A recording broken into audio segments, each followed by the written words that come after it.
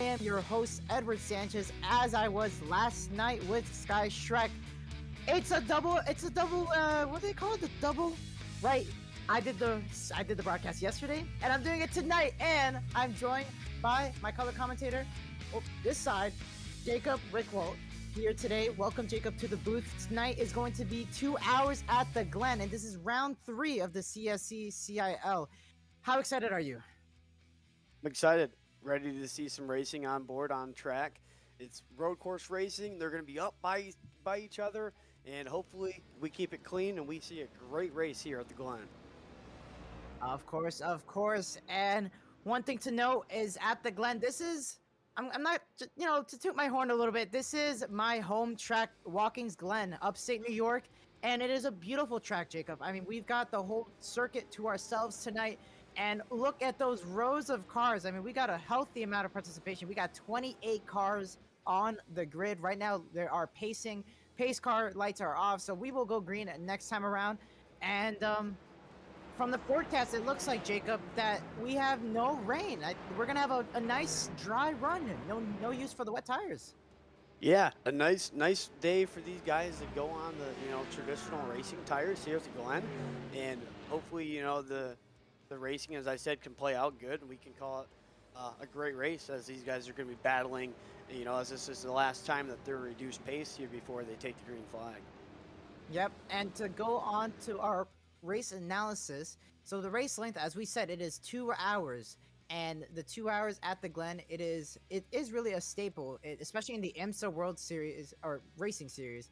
And so pit speed 40 miles per hour, 54 kilometers per hour. The tires softs, but they are all the same tire compounds, not like what we saw last night in the Indy turns. There are 11 turns in total, but they are known for their, I would say, their unique names. And just to move on, estimated fuel is 15 to 17 laps. So 2 hours of nonstop racing, and it's going to be a lot of pit stops. You're going to see a lot of different strategies in terms of how much fuel are you willing to sacrifice on a long run, on a short run, and also what tires, how many tires do you want to change throughout the race? Because usually some of these guys are saying, they're going to pit in, just refuel, but not switch tires because they need to heat up these tires. And Watkins Glen is really not known to destroy tires. It's a fast course, and it's not really going to eat up those tires as much as we see in other circuits. So, Jacob, we might see potentially quick pit stops, just a gas and go, no tires at all.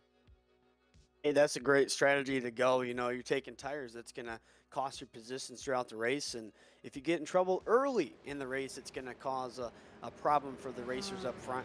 And hopefully we can see that gas and go and see some strategies up here. The guys in the back make strategy to go farther into the top 5, maybe even get that win. Well, they are rounding about turn 10 right now. Oh, sorry, turn 9.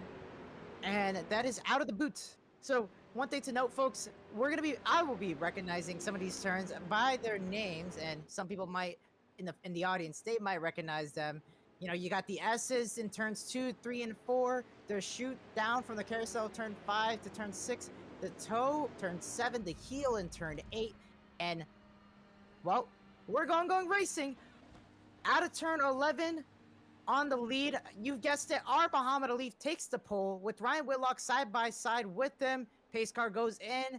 It is green flag, and let's go racing. 2 hours at the Glen. Alif with a beautiful start. It is a beautiful start for Alif. Down into turn 1, he's able to capitalize a great start, but Garrett Kellerman and Ryan Whitlock side by side. The number 15 car, I mean, he's, for me, a new guy here, but he's been known in this series, and he's doing a fantastic start. He's still side by side through the S's. Can he get in front? He almost does. Oh, a little bit of contact. Jacob Cummings in the back as they're still side by side. The battle for fourth, I should say, the top 5 as they go side by side into the bus stop. And Garrett is going to send it in, and he's going to maintain second place with Ryan Whitlock following behind in third. Behind him, Jacob Cummings. He is trying to make something of a ground. He currently qualified in P4, still in P4. And Cale Davidson behind him. I know how competitive he is in the Indy Series, so for my first time watching the CSC, Jacob, it's going to be interesting to see how this man could really do in the sports car and at the Glen. Yeah, different forms of racing has excellence in drivers and shows their ability to drive different things. And as you see, they're single file right now, and maybe this is the early stages in the race, and about the time done here with this race, we're going to be side by side. Well, on board here with Jacob Cummings, and I mean a lot of traffic. You can tell out of turn 9. It is definitely a lot of single file, but all these cars, I mean, time will only tell, right? Because all this dirty air, it's going to. And looks like Christian Hill is just a quick update. Christian Hill is out of the race. It looks like he did not make a start. He didn't even start the race, so unfortunate start for him. But right now, a Leaf in front by a second. And Garrett Kellum, I mean, I've never seen this guy before. This is my first time commentating for the CSC League, Jacob. But to see someone up close with Muhammad Alif, it's going to be interesting to see what this guy has in store for Alif. But Ryan Whitlock, he qualified P2. He has the pace to get up to Alif, but time will tell how good on the long run he will have. And he's going to peek on the inside, but he's going to concede and not do much there. Early on, these guys are going to respect each other out there and make sure that they are saving their tires at the start of this race. As you mentioned, it's 2 hours in the go here, 2-hour race. So they're going to play it nice, and they're going to not do that later on. Yeah, so far throughout the race, it's been really calm. I mean, I believe only 25 cars are within relatively less than 10 seconds behind the leader. The 26th and 27th position cars are a little bit far back. Looks like they got tangled up in a little bit, but no caution, no yellow flag. It's been clean racing from the start. So, something of a refresher for me, Jacob, as an FC commentator yesterday at the Interlagos Grand Prix, it was quite a caution fest in the first few laps. Oh, yeah, you get that time to time, and racing presents cautions, and these guys know what they're doing behind the wheel here at the Glen, trying to make their moves early. And as you see, the top 3 just kind of checking out from the rest of the field. It shows you how great and how hard it is to race, iRacing, how to race simulation, and these guys are showing you what they can do behind the wheel. Of course, and unfortunately, we got our first spin. He was in top 20. Adrian Tubagoic in the back. He unfortunately spun out of turn 9, so he got it going. He's fine, but unfortunate that he has to really catch up. And Ricky Paz, he is having issues. He is currently complaining to the race stewards. It looks like he was in contact with somebody, but side by side down into the stop. Here we go. Last one on the brakes, and a daring move for Ryan Whitlock. He moves up and passes Garrett Killam. And wow, I mean, I said it, Jacob. Ryan Whitlock, he has the pace. He knows he can catch up to Alif. So time will tell. Can he really get it? Oh, and Yeah, we got Go ahead. And in there, what a hard hit right there that Jake Cummings received. What a tough break. But I was mentioning back to them going in the bus stop, they were 7, 8 car lengths underneath your grandma's quilt, and they were fighting for positions. And you're going to see a lot more of that play on through the race as we starting to tick down the time some more. Yeah, and it's unfortunate that So as we saw, Jake Cummings, unfortunately hit the wall there. Oh, we have another incident in the back. Oh, that is Nathaniel Roth, the number 42 for Auburn University in the Corvette. Oh, unfortunately, that's the same move where Agent Tubagoic actually spun out there. So, he touched the grass, and that's the same thing, Jacob. We saw this now 2 times happening. Adrian Tubagoic earlier, and another victim, Nathaniel. Yeah, 2 guys that just have a tough break there, and it's going to present more people to move up through the field. As you see Fiore, running there in 5th, and Davidson running in 4th. A great battle there, about 3-4 cars, maybe 5 cars there battling it out there. And I've announced Fiore before, and he's a great driver there going through the bus stop. So we'll see what he can do from 5th, if he can catch up to Leaf there in 1st. Well, time will tell. And I know Ben Fiore is a great driver in the Indy, but he is performing a lot more in the top five. So, just for the folks, a little bit of context, folks. Welcome once again to the 2 hours at the Glen. We are currently almost 10 minutes into our stint, I should say, of the whole race. And this is currently round 3 of the CSC DIL series. And of course, just to note for the viewers, yes, race 2 was unfortunately was not able to be broadcasted. This is the third race of the season, and it was, and give it a round of applause for our producer Keith. He's the one broadcasting tonight. He's giving us our beautiful images of this race. So gotta give it props to Keith. And a dive onto the inside. Wow, that was Luis Diaz. He makes the pass on Drew Williams in the inside out of turn 10. So a beautiful pass right there. But I mean, he wants more. He's still trying to get the. Oh, and it looks like Drew Williams a little bit wide there, trying to overcompensate the exit speed to maybe get back at Luis Diaz down into turn 1. Let's see if he has a little something to answer back. He's looking, He's he's gonna open the looking. inside. Ooh, he goes a little bit wide there. He decides not to go for it. And we're going to go on board here with Drew Williams and Jacob. Take us through here throughout this lap. They're gonna go up here through the S's here at Williams. Gonna go on the inside there in the S's, and you're gonna come back to the outside. And this is a high speed presenting spot here in the race. This is gonna be the highest speeds that they will see going into the bus stop. Heavy braking about now. Bang, bang. They're going down in gears.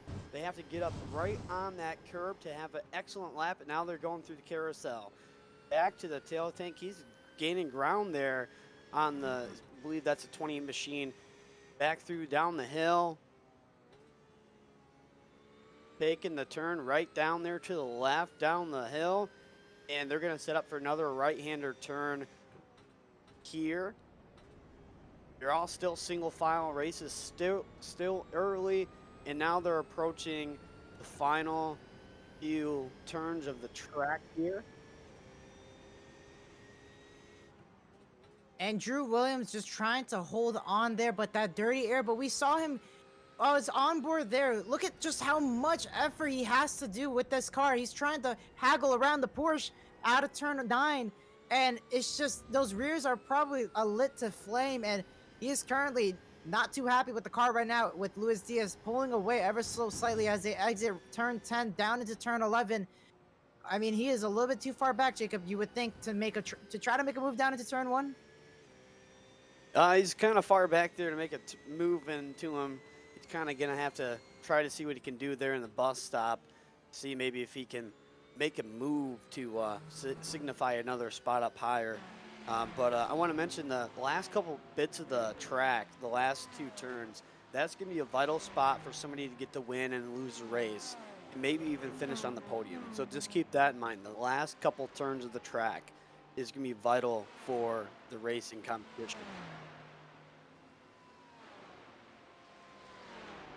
All right, so while we're getting a little, side by side here, Kelton Quick on Garrett Weitzen, and Kelton Quick is able to hold on to 10th place, but Garrett having the attack, the ASU, the Arizona Sun Devil driver, he's trying to make something happen here. He's trying to make himself into the top 10.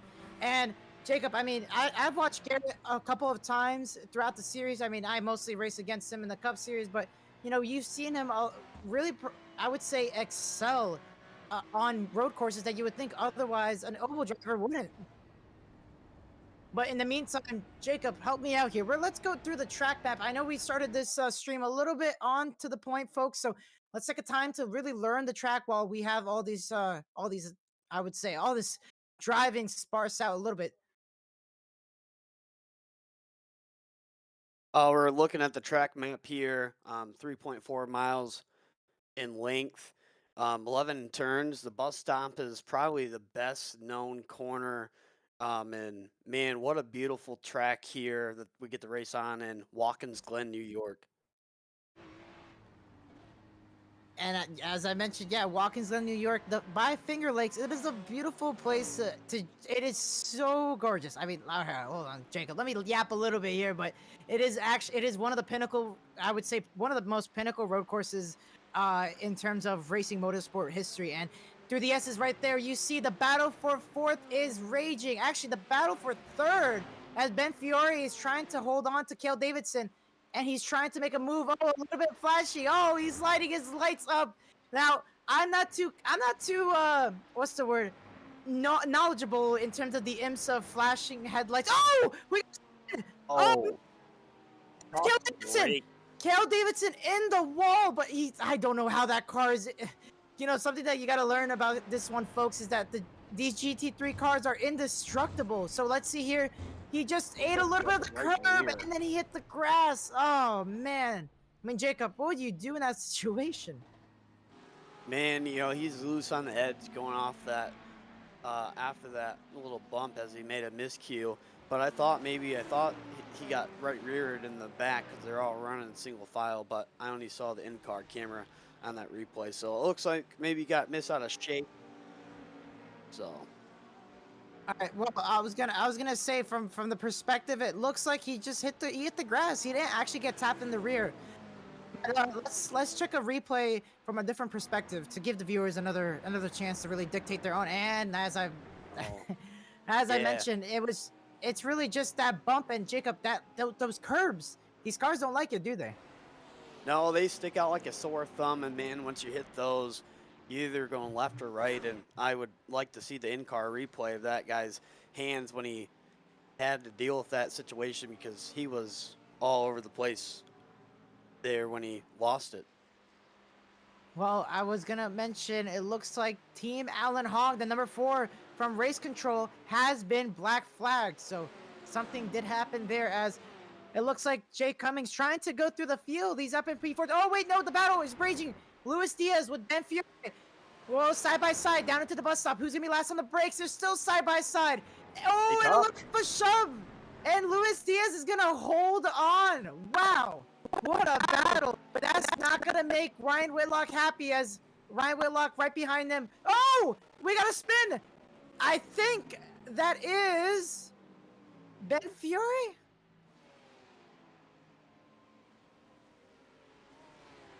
Oh, no. It looks like, oh, what an unfortunate hit. Yeah, so Nick Stockner is stuck.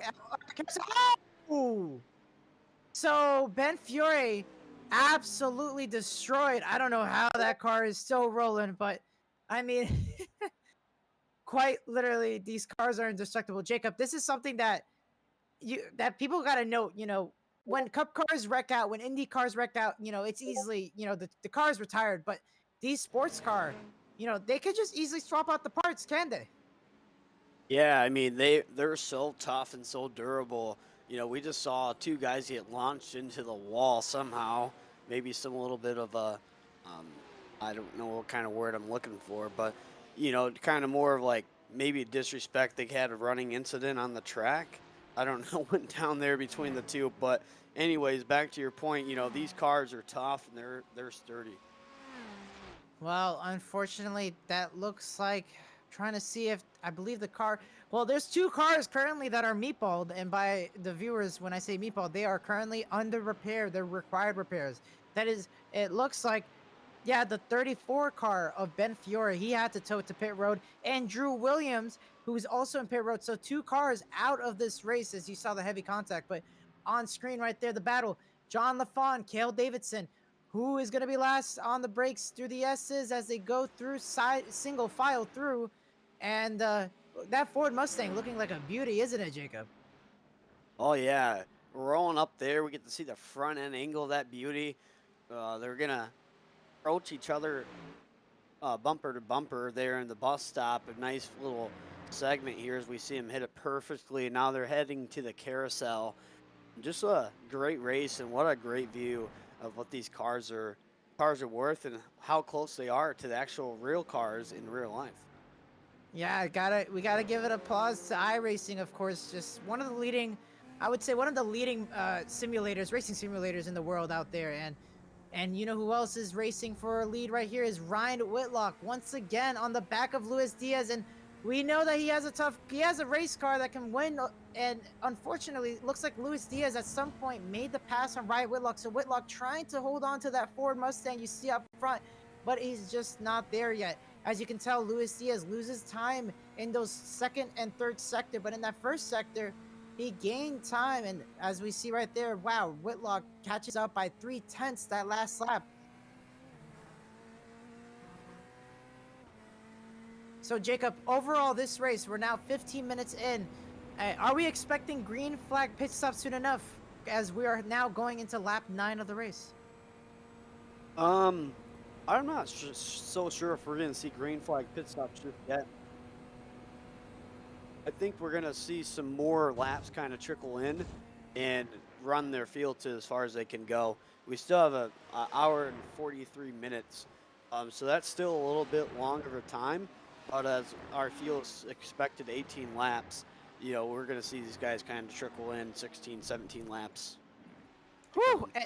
And just if you guys just saw on the screen, Jake Cummings making the pass there into P12, and I mean that was a really daring move into the bus stop with that damaged car. So he's trying to make up ground. And as you see, Brandon Schulenberger, he's trying to make something up here as he's currently under the attack of the Ball State 21 car. That is of Cale Davidson, who has caught up. When we saw Cale wrecked out, look at the front bumper, just absolutely destroyed. Now I'm trying to see if Brandon had any damage. No, his Corvette is all spotless. So, wow, it's just amazing to see Cale with the damaged car. But, I mean, I do got to familiarize myself. These cars are a tank. I mean, yeah, they could look damaged, but they're really fine internally.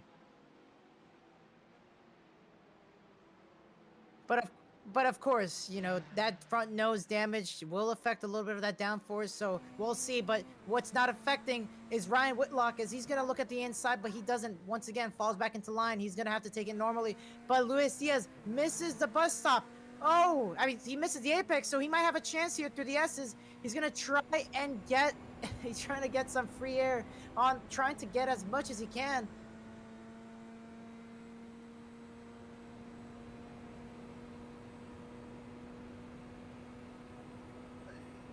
As Ryan Whitlock trying to get closer and closer into the bus stop, but he doesn't get there, and he's going to have to concede once again a little bit of time. And Cale Davidson, on the front stretch, we can see right here, Jacob, he's into the pits. You think he's trying to repair more damage? Yeah, I think he's going to try to repair some more damage to kind of get out there, make some more speed. As I said, there's still a lot of time out here for the rest of the race, about an hour and 41 minutes. So we're going to see them the guys that have damage come in and make some repairs. Oh, well, it looks like that the driver is out of the car. Cale Davidson is going to be swapped out, maybe perhaps with Lucas Moody. So right now it looks like they took the driver out. So I think Lucas Moody might be swapping in for the Ball State 21. But in the meantime, once again, Whitlock, that Corvette, just hounding onto Luis Diaz in that Ford. I mean, wow, it's just incredible that Ryan Whitlock has, I would say, the skill to pay the bills. And I mean, with all this lap traffic, one could say, could he have been up to speed with the Leaf, who's now currently 5 seconds away?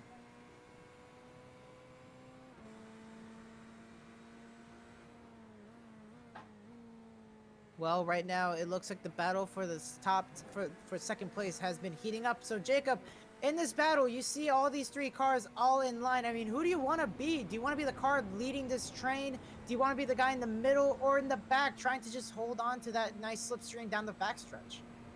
I want to be the third place car. These two guys in front of him, they take each other out. I have an escape route. I'm in the middle of these two guys' mess. I have no way out. It's like I'm trapped in an escape room, and if I'm the third place car, I'm out. But the way Diaz is pushing the issue, he might not have an escape route here coming up. Yeah, well, it's the battle for second, so it's Keelam, Diaz, and Whitlock. And oh, that Corvette getting so much closer. But that Ford Mustang just making the track just twice as narrow and making the car twice as wider. As Ryan Whitlock, he's gonna have to compensate a lot with that dirty air. He's gonna try and get out of the heel. Oh, and he looks to the inside. He's gonna try and make a move. No, he does not. As Gary's gonna try and sacrifice the outside to maybe hold on for the next time around. But Luis Diaz on the inside of turn 8 up into turn 9, and he's gonna make the pass. But look out for Wyatt Whitlock. He's gonna try and make something happen on the outside. It looks like kill him. Oh, kill him. They come. And he spins around. Oh, and I just think that's a little bit of racing incident. What do you think, Jacob? Yeah, that was a racing incident going off of the. Let's get a quick replay. Turn 8, they were.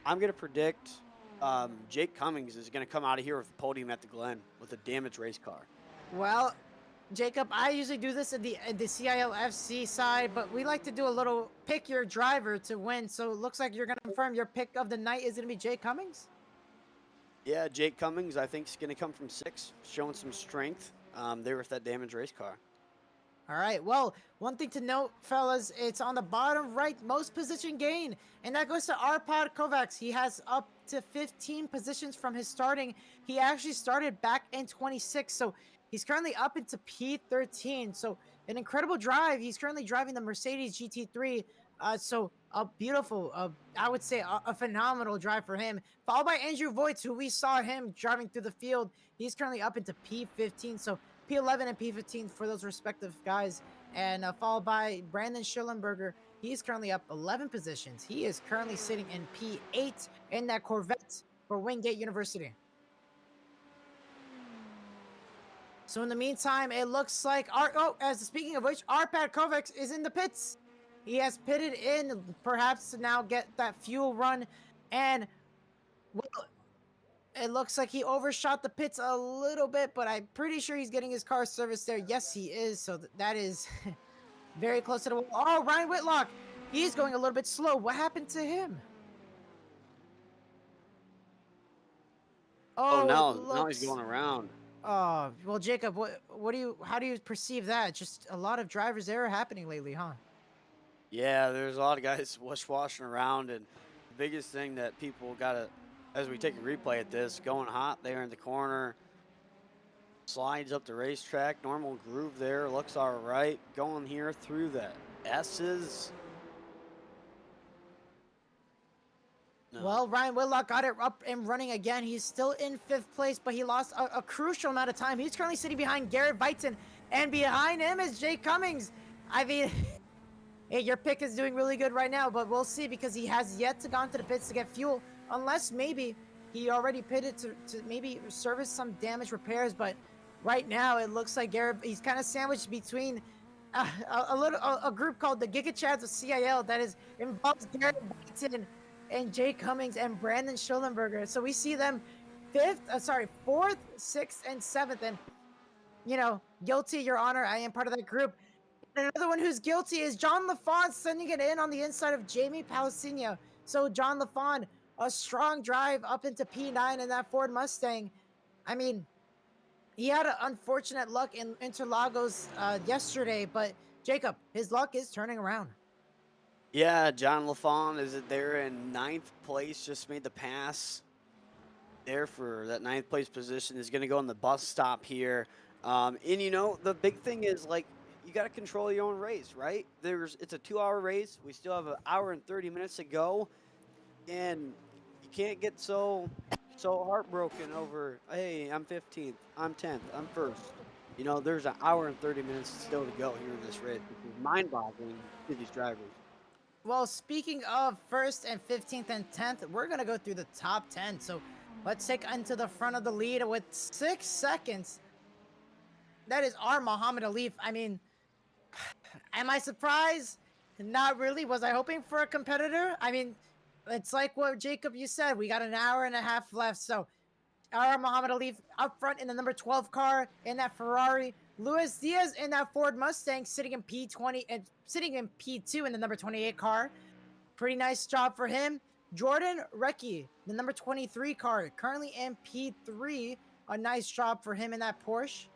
Next up, Garrett Weitzen in the Ferrari for the ASU. He is in P4, but under the attack of Ryan Whitlock, the number 81, who is currently sitting in P5, trying to maybe salvage the mistake that he did. And we're going to see a potential move down the bus stop, Jacob, as Ryan Whitlock, he is closing in. He's right behind, trying to get that nice slipstream out of turn 3 through the S's. He's going to peek on the inside, side by side. Who is going to be last on the brakes as they head down into the bus stop?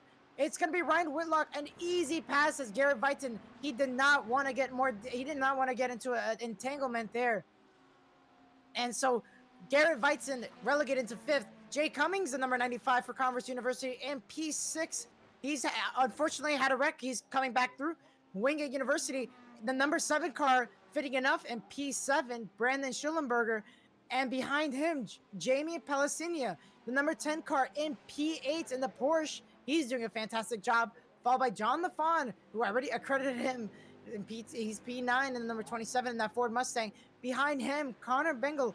He is currently P10, also in that Ford in the number 68. A little bit of last traffic by the Go Hong, who luckily he has not wrecked out. And for that, that is your weekly Hong update. Back to you, Jacob. Yeah, what a great context move there. Whitelock just made a nice move, context move there, as we saw on the bus stop, and now these guys are going at it some more.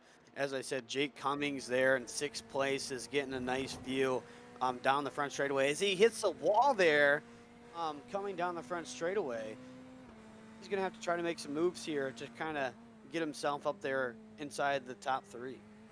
Oh, a little bit of lap traffic as we see. It looks like Andrew Voigt has come out of the pits. I believe he has gotten fuel, so he has serviced his car for now. But Jake Cummings right behind a teammate that is Garrett Vighton. So we'll see if Jake has the pace to maybe force Garrett to say, "Hey, man, I'm here. Let me by."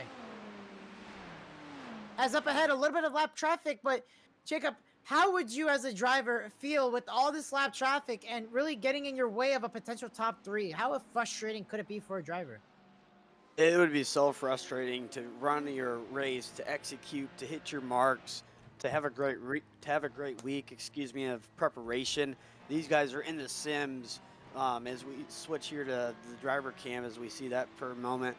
These guys are locked in. These guys are athletes, and a lot of people don't understand that iRacing and esports are athletes. These guys are putting in the work, and this is as close to racing as you can get without spending lots of money week to week basis if you wreck. And the big thing for me is that the racers got to respect the racers, right? So like a lap car guy that doesn't have the pace to run in the top 5, the top 10, they're going to have to try to get out of the way. And that's the big respect thing between the drivers that they know about, that they practice about, and they practice with throughout the race. So we're going to try to see if the lap cars can get out of the way, and if they can't, it's probably because of frustration. Well, we're riding on board here with the Converse University 95, Jay Cummings, as we're watching live with Gary Vighton. I mean, I can only imagine what's happening in the Giga Chat's voice chat as once again Garrett just taking it really wide. He's really struggling with his Ferrari. He's trying to overcompensate turns 10 and 11, trying to pull away so that he doesn't really give Jake a chance on the inside. Because I know for a fact the moment Jake shows his nose on the inside, the moment he says "I'm here," Garrett just he's gonna pull to the side, let him by, because he does not want to hinder his race.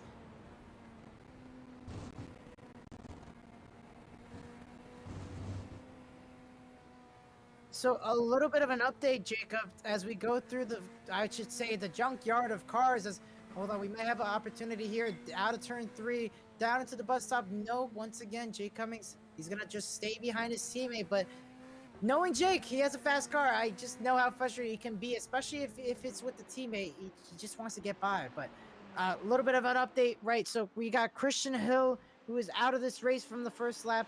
We got Adrian Tibagoic, who is also out of this race. He's currently in the pits, so his car is still in the pits, but he has been out of the race for the last 12 laps. Whitlock's making a move. Yeah, Ryan Whitlock, he tried to make a move there on Jordan Recchi out of turn 8, I believe, and he does on the inside. Once again, he's going to try and put his nose there. Jacob, take it away. Yeah, what a great move that he just made. Another context move, set him up, dished him up, and he made that pass with clean, easy going. And that's what we like to see about road racing, is guys make a move, set them up. They're going to take moves, and they're going to set them up 3, 2, 4 corners before they make that pass on that last initial corner. And we see Whitlock there move up to 3rd, and we'll see if maybe he can move up to Diaz. And then maybe if he can get to Diaz, then we can see a nice battle for the race lead.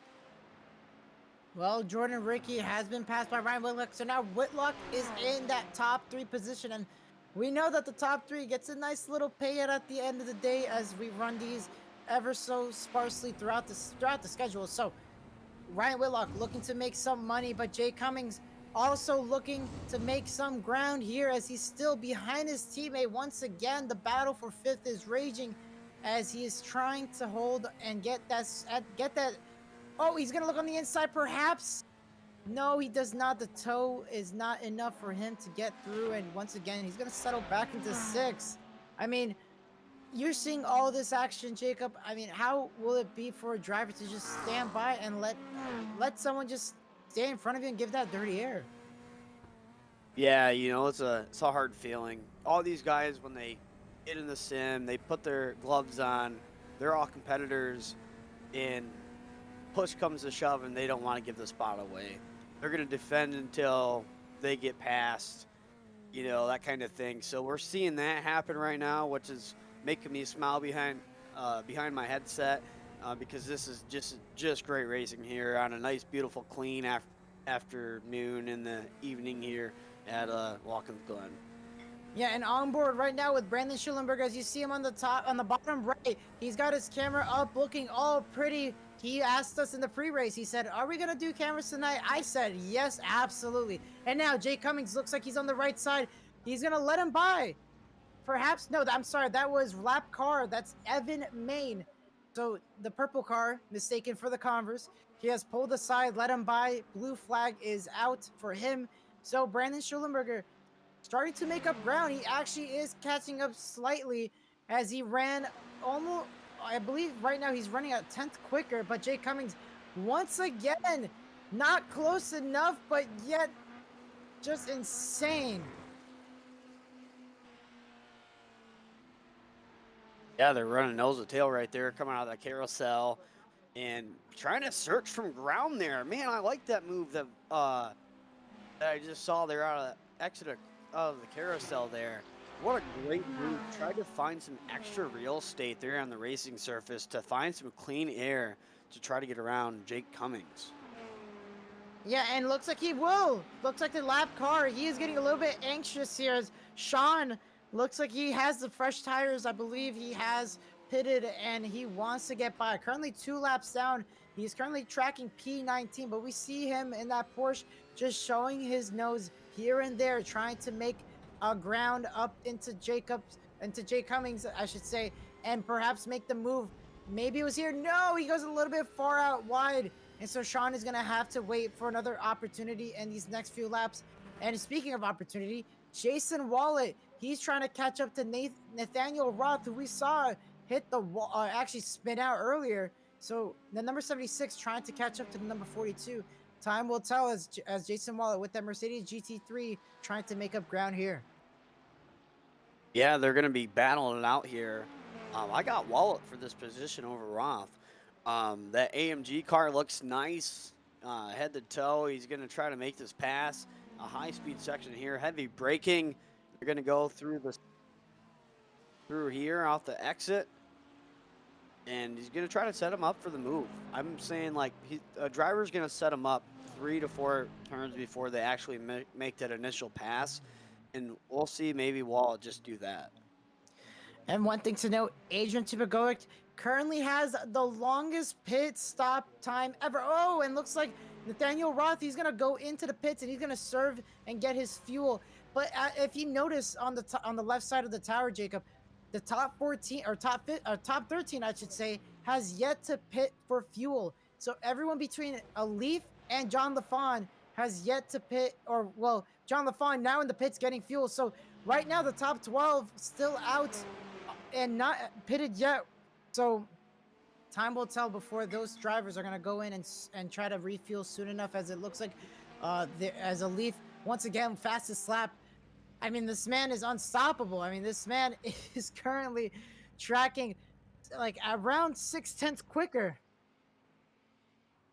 And also one thing to note, he has no driver swaps tonight. He is driving all the way. He's driving himself in that car. And it looks like Luis Diaz, the number 2 driver, he's going to go in. Whitlock in too. So looks like they're all, oh, Jay Cummings also is in. Wow. So right now, Ryan Whitlock in the pits. Jordan Recchi is in the pits. And Ryan Whitlock, Luis Diaz, We'll see who is going to be quick here in and out of their box. Is Jake Cummings can come in here and take his damage to try to make his car a little bit faster? We'll see right here. He knows that it's critical amount of time. The amount of optionals could help him out or could not help him out. It's all about the driver and what he can do. So let's see how much of it he's probably going to. Yeah, it looks like he's gonna stay there for a while. No, he got his tires changed, perhaps, or refuel. And we're gonna wait here. It's 24 seconds. Usually it should take around 20 to 25. Yeah, so it looks like he's gonna do some repairs, and he's actually just gonna go now. That is going to be a slow, almost a sub-minute pit stop for Jay Cummings, and it looks like he is going to track right now. I believe in P6. He comes out P6 right now behind Jason Wally, who has yet to pit, in front of Kelton Quick as well, and Ricky Paz in the pits in P11. But Garrett Weitzen currently out in second. Alif, finally, the leader, has pitted in, and I don't expect him to serve any damage repair. That car is clean and slick, just like fresh out of the auto car show, you would say, Jacob. Yeah, you know, nobody there to deal with.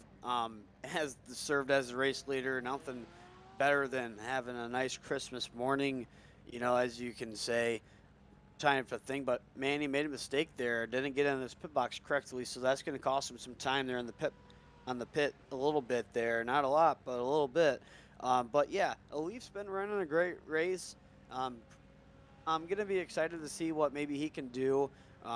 Holding the lead, or if some of these guys are going to come get him now as we're closing in on the time, as we're hour and 17 minutes away from seeing the end of this race. Well, just to note, Alif still in the pits. He has yet. Oh, he finally got it going. But third place, I believe that is right now Diaz, Luis Diaz, who has completed his pit stop. He's actually gonna. Oh, he's cut down the lead, or the lead Leaf had, which is now down to 6.8 seconds. Luis Diaz in that Ford Mustang trying to catch up to a Leaf, and clearly he has made some ground. A Leaf went in with almost 8 seconds to the good, and now he is currently down to 6.7. And Garrett Weitzen, he is in the pits refueling. I believe he has no damage, so he should be in and out in the next few seconds. And Jason Wallet finally completing his service has to refuel in his Mercedes GT3. Brandon Schillenberger is out of the pits for Wingate University. So the Corvette driver is out in P6. So he net gained one position. He was in P7, now in P6. What a great car right there as we show him on track. You know, going around. What a nice paint scheme. I love that paint scheme as soon as I saw it there on the track. They're tracking in 6. But one thing I want to mention is Leaf's going to have to be going through some traffic now as we've received green flag pit stops. So how does the competition going to race a Leaf as the race leader going through this lap traffic as he's going to approach it as people have been going through the pit cycle, the green flag pit stops? This race is going to kind of be a problem here for a Leaf coming up in the about next couple minutes of the race.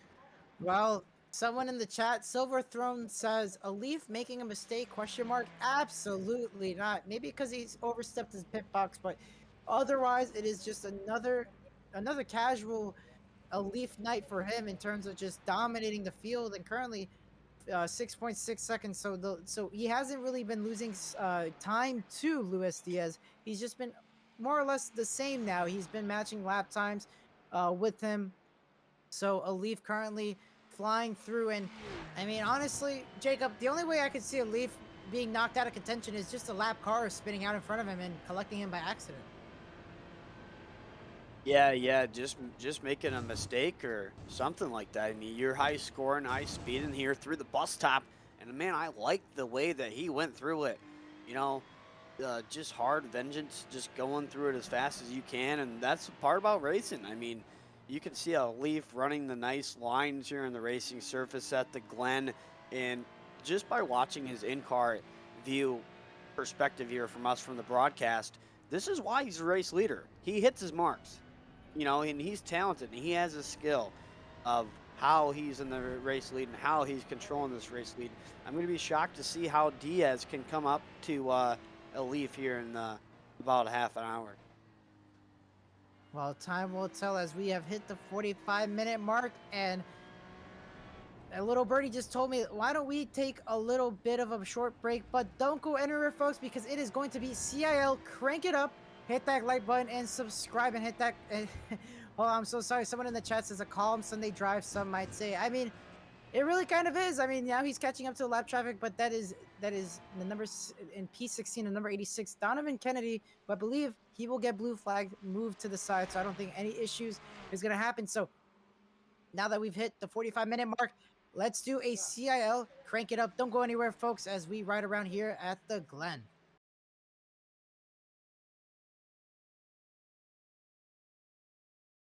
Sorry.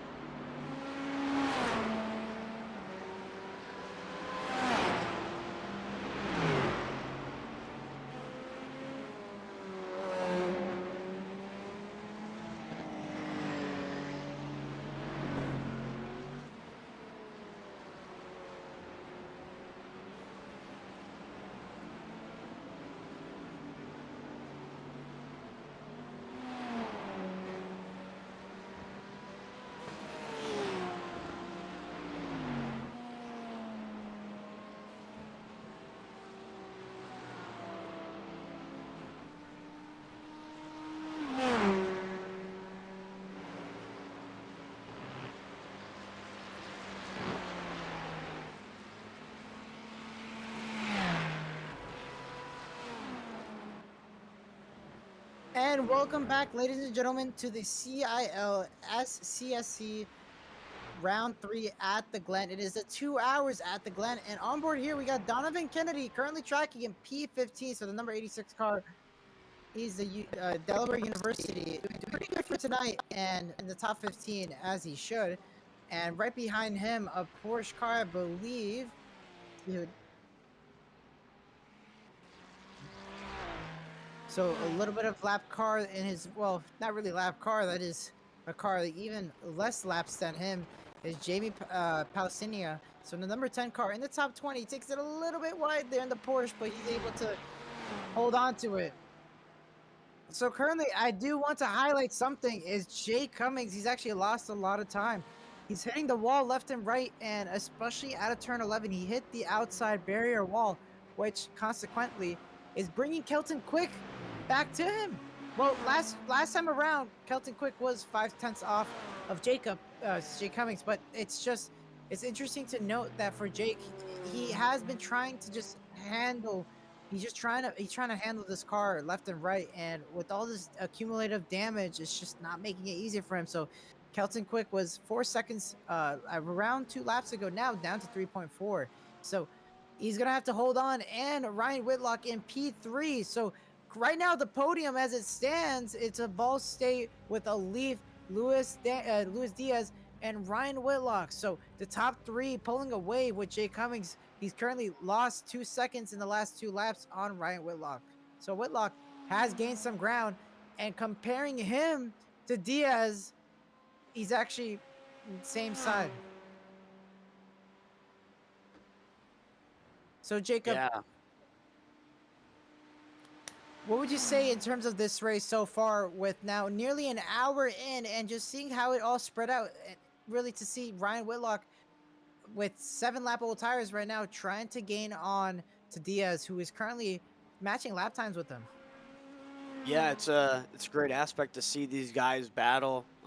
Hour in is bizarre. Around a road course, that's tough to do.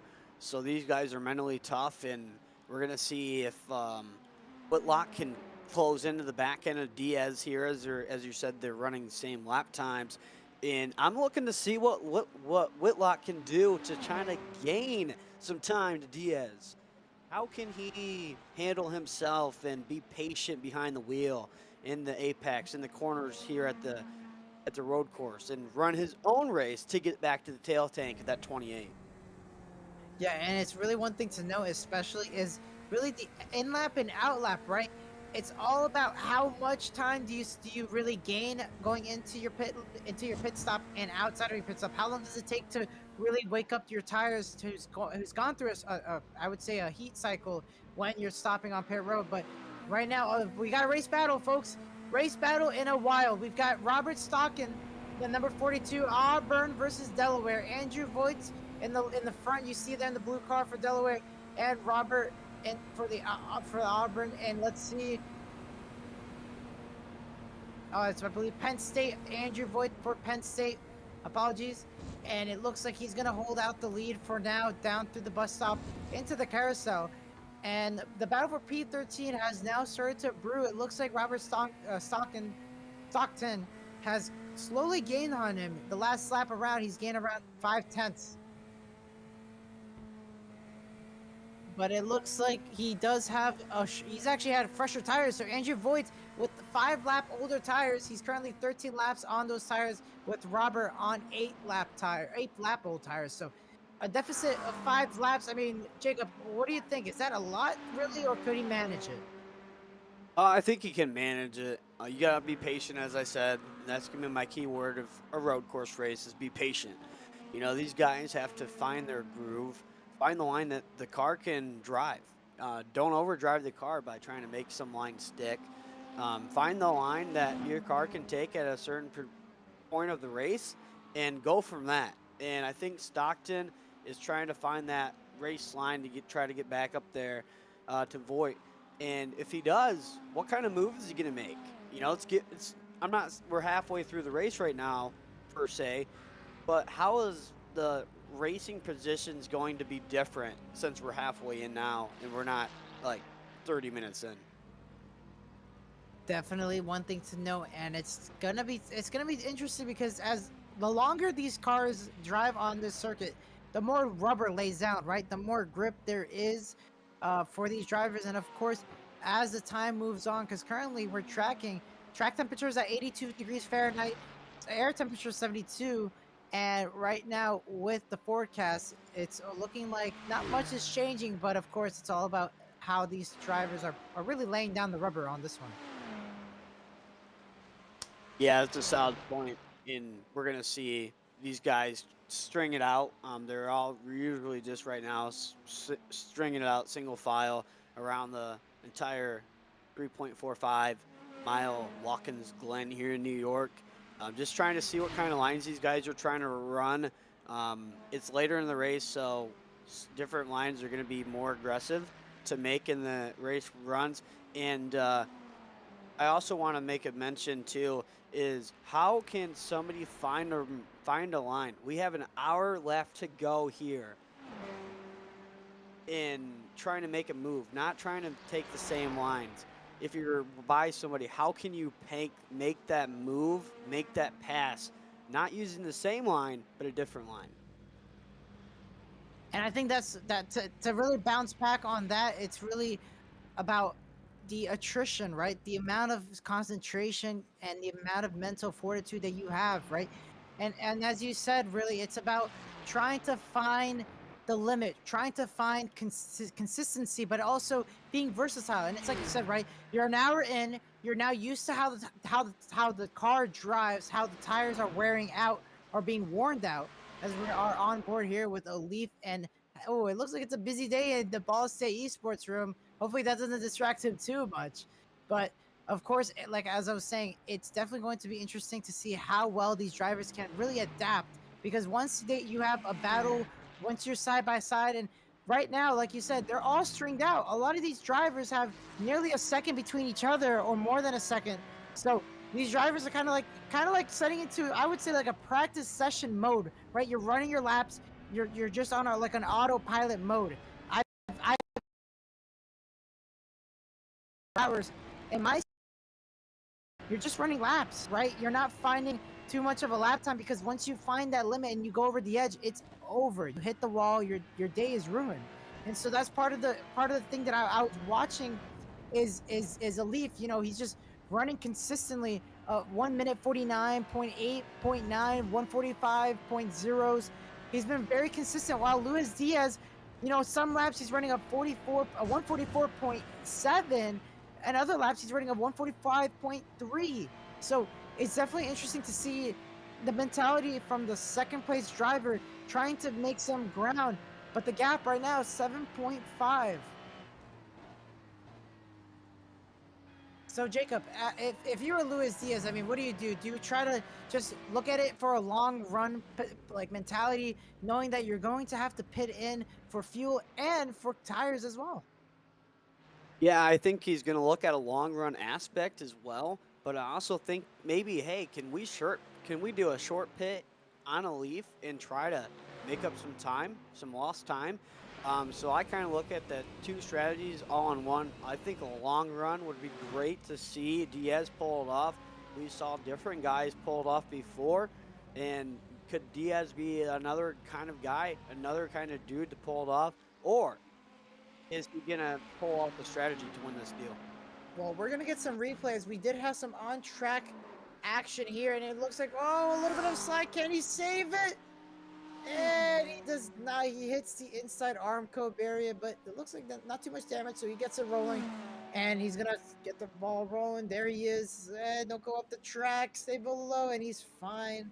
And Robert Stockton is gonna move on just fine.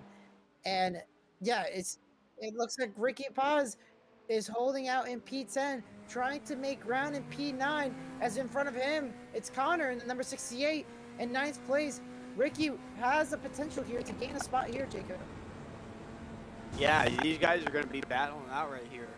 These two guys are racing pretty well, Bingle and Paz. Paz is running there in 10th, and they're going to approach the bus top here. As I said, heavy braking, so who's going to have the best braking in here? As you see, Paz is going to gain on Bingle, and there he's going to be right there, right by him in the carousel here.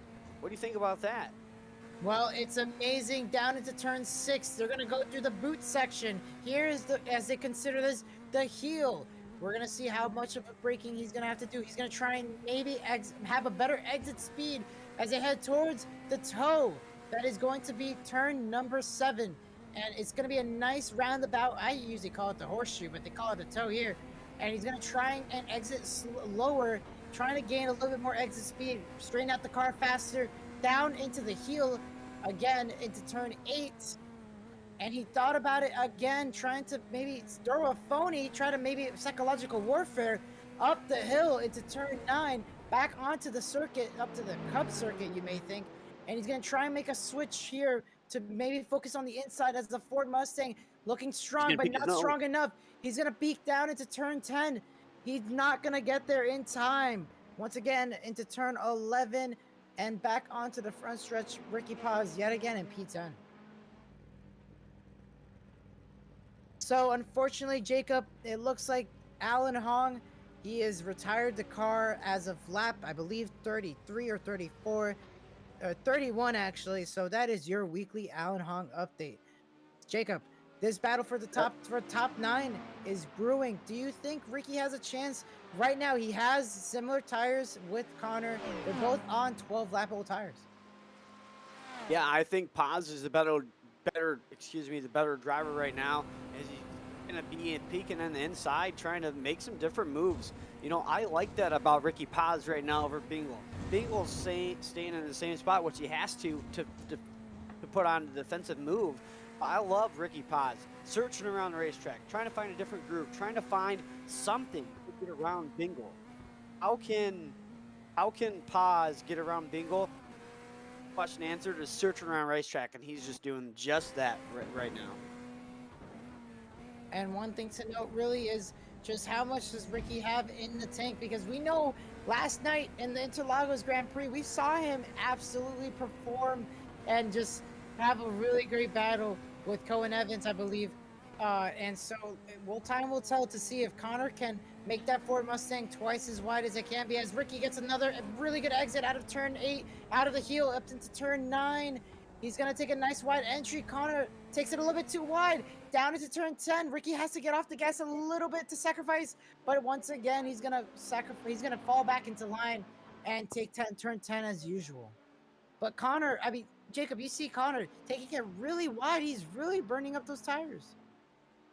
Yeah, Connor's trying to put on the defensive move, and he knows that Paz is right there. And I think Bingle's going to lose this race spot here to Paz, as they're racing for 8th and 9th right now, respectively hard, giving each other room, knowing the assignment of not wrecking each other. But I see Paz is going to take over the position over Bingle here as they're going to approach the bus stop, where Paz is great and Bingle kind of suffers here in the bus stop. And he's getting inside. And Shoots what it a in there, and he move. gets a position. Wow, Jacob, textbook move right there. Yeah, what a great move. Slingshotted it in there, and sounds like he just waved at the camera, says, "Thank you. See you later. I got clean air now." What do you think about that? Paz, what a great move. Yeah, Ricky waving goodbye at Connor. He says, "Thank you very much. I'm going to take the position." He's now up into P8. So now Ricky having to make some ground up to Garrett Weitzen, who's currently 19 seconds in front of him. But another person to focus on, one thing to note, a driver swap alert. So the Ball State 66, Jacob Dick has stepped in. So not Jacob in the booth right now, but another Jacob. So Jacob Dick has gone into the car for Ball State. That was Kelton Quick. So Kelton Quick, he started the stint for this car, and now Jacob Dick has gone into the car. So I believe they're doing 1 hour for each. So number 66 currently tracking, I believe, 8th position, only 54 seconds behind the leader. Yeah, Jacob Dix right there in 11th place in the 66. 11th. And, you know, he's one spot outside of the top 10, chasing Rookie there in the back of the 23 machine. So, and he's got a lot of racetrack, a lot of real estate in front of him, and he's going to go out of the exit 11, go down the front straightaway. You know, soldier one run, single soldier run here. Excuse me, and he's going to go in one. And maybe he's going to try to make some ground. As I said, not a lot of people in front of him, and it's going to be good to see what Jacob Dick can do from 11th, trying to work his way up. And hey, we're underneath an hour to go here at Watkins Glen. And it looks like we got a we got a certain chat message in the chat. Bingo giving up spots. SMH. Maybe a Connor fanatic in the chat. Unfortunately, yeah, he has given up the position. He's currently sitting in P9, who looks like Jordan Ricky. He's pulling up behind him. Jordan now almost less than 8 tenths. He had a really great sector in the first two, and he's catching up right now. Yeah, So you're going to Jacob, put your eyes on this battle right here. These guys are in within 4, 5 car lengths, maybe 6 car lengths now, and they're going to put them in themselves and put them in their shoes for a nice battle between Connor Bingle and Jordan there in the car 23, as they're racing just solid, trying to make some ground. But we're going to see those two kind of spice it up here in a couple of laps. yeah, so right now, really the nearest battle we've got is between P9 and P10, and that's on your screen, folks, right there in there. The Ford Mustang versus the Porsche. Who is going to prevail? Time will tell. Yeah, coming down past the start-finish line here. They're going to make their way through the S's. I'm going to be concerned and also interesting to see who's going to have the best speed here. Different drivers have different speed. It looks like Bingle's picking up the pace here now. And he's going to be in the back bumper of Ricky here, going through this fast part of the racetrack, going through the bus stop here, approaching it right now. They're going through the bus stop right now. And he closes that distance, as you can see. Now they're going to the carousel. Yeah, now the gap a tenth, and we saw Jordan just catching up and gaining so much time, especially in sector 2. So we'll see what he does in the boot section. Let's see what is going to happen here in the boot section. As right now, Jordan taking a nice entry with Connor trying to really oversell it with the exit speed and trying to just make up so much ground and just sending it in. But that's just hurting the tires, Jordan. I mean, Jacob, how much can those tires really last just pushing it hard when right now they are running 15 laps into the stint? Yeah, 15 laps are hard on tires, but I think that the racetrack has been picking up the rubber, so I think it might be hurting the tires more than it did in the first stage segment there of the race, as we took that commercial break. So now we're in the late stages of the race now. The track is worn, the track has primed up, and these tires are not going to hold up as much as what they did in the first part of the race. But I'm expecting to see Bingle and Ricky trying to put on a show for the fans here for the CIL. What can these two drivers do to spice up their battles for 10th and 9th? Well, time will tell, as we saw Jordan just biding his time. I know for a moment there that Connor just sending it in too much. He's gonna spin those tires at one point, and Jordan is gonna capitalize on that. So, in the meanwhile, while the battle for 9th continues on, a small leaders update. 6.8 is the gap. Diaz has cut down the gap reliably a little bit here and there. He did run a 10th quicker last lap and 2/10 the lap before. What a great improvement, running on those times. Yeah, I was gonna say, Jacob. So we might see a battle for first, perhaps. We'll see, as they're gonna soon have to come down and refuel. Yeah, maybe we can see that, as you said, that battle spice up, and it might get us on the edge of the seat finally here tonight. At the here, I'm gonna call it the battle at the Glen, because it's gonna be a battle to the last second of the race. Of course. But we got Bingle and Ricky spicing it back up.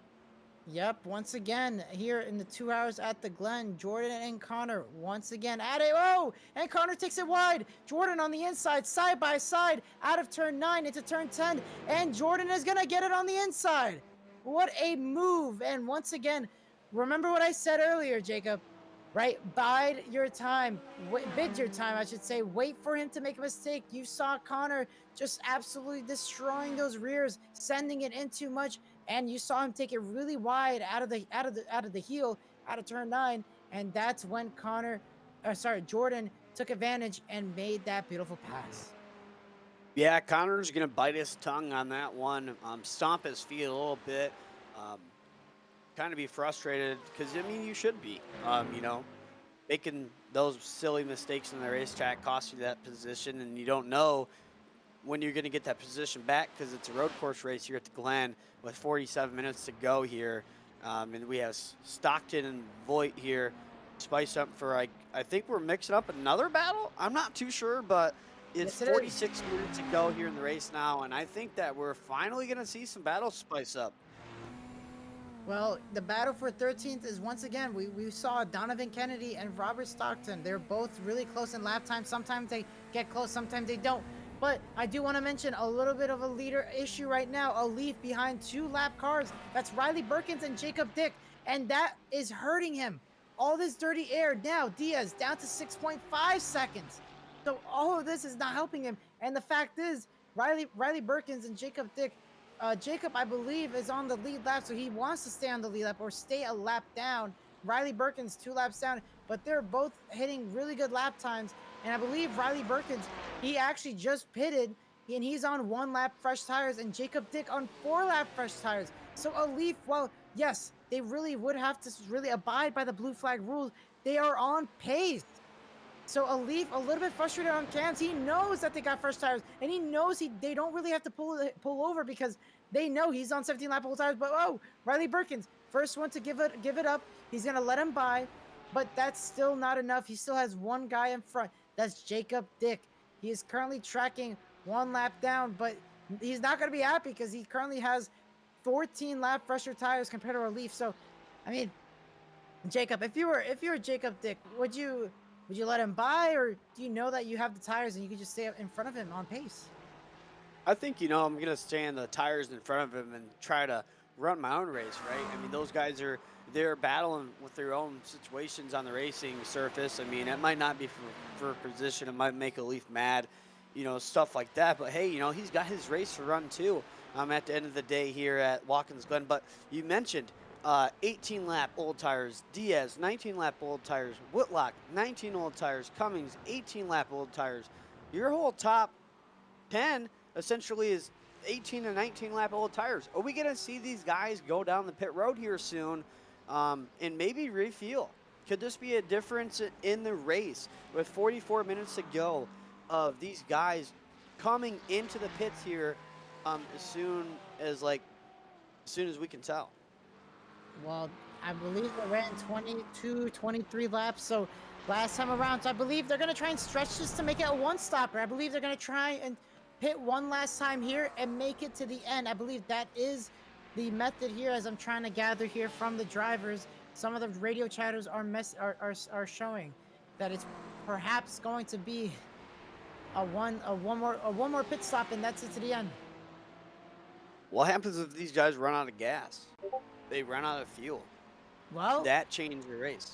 They got it. They're done, right? They pull over unless they can't make it to the pit stop, and they're gonna have to tow their car. And it's just the tow of shame, I should say. So it's Yeah. So that's a CIL trademark right there. Thank you to the producer for noting that. The tow of shame. It really would be if they run out of fuel and you're stuck on the track. Get the T-shirt. Get the trademark ready.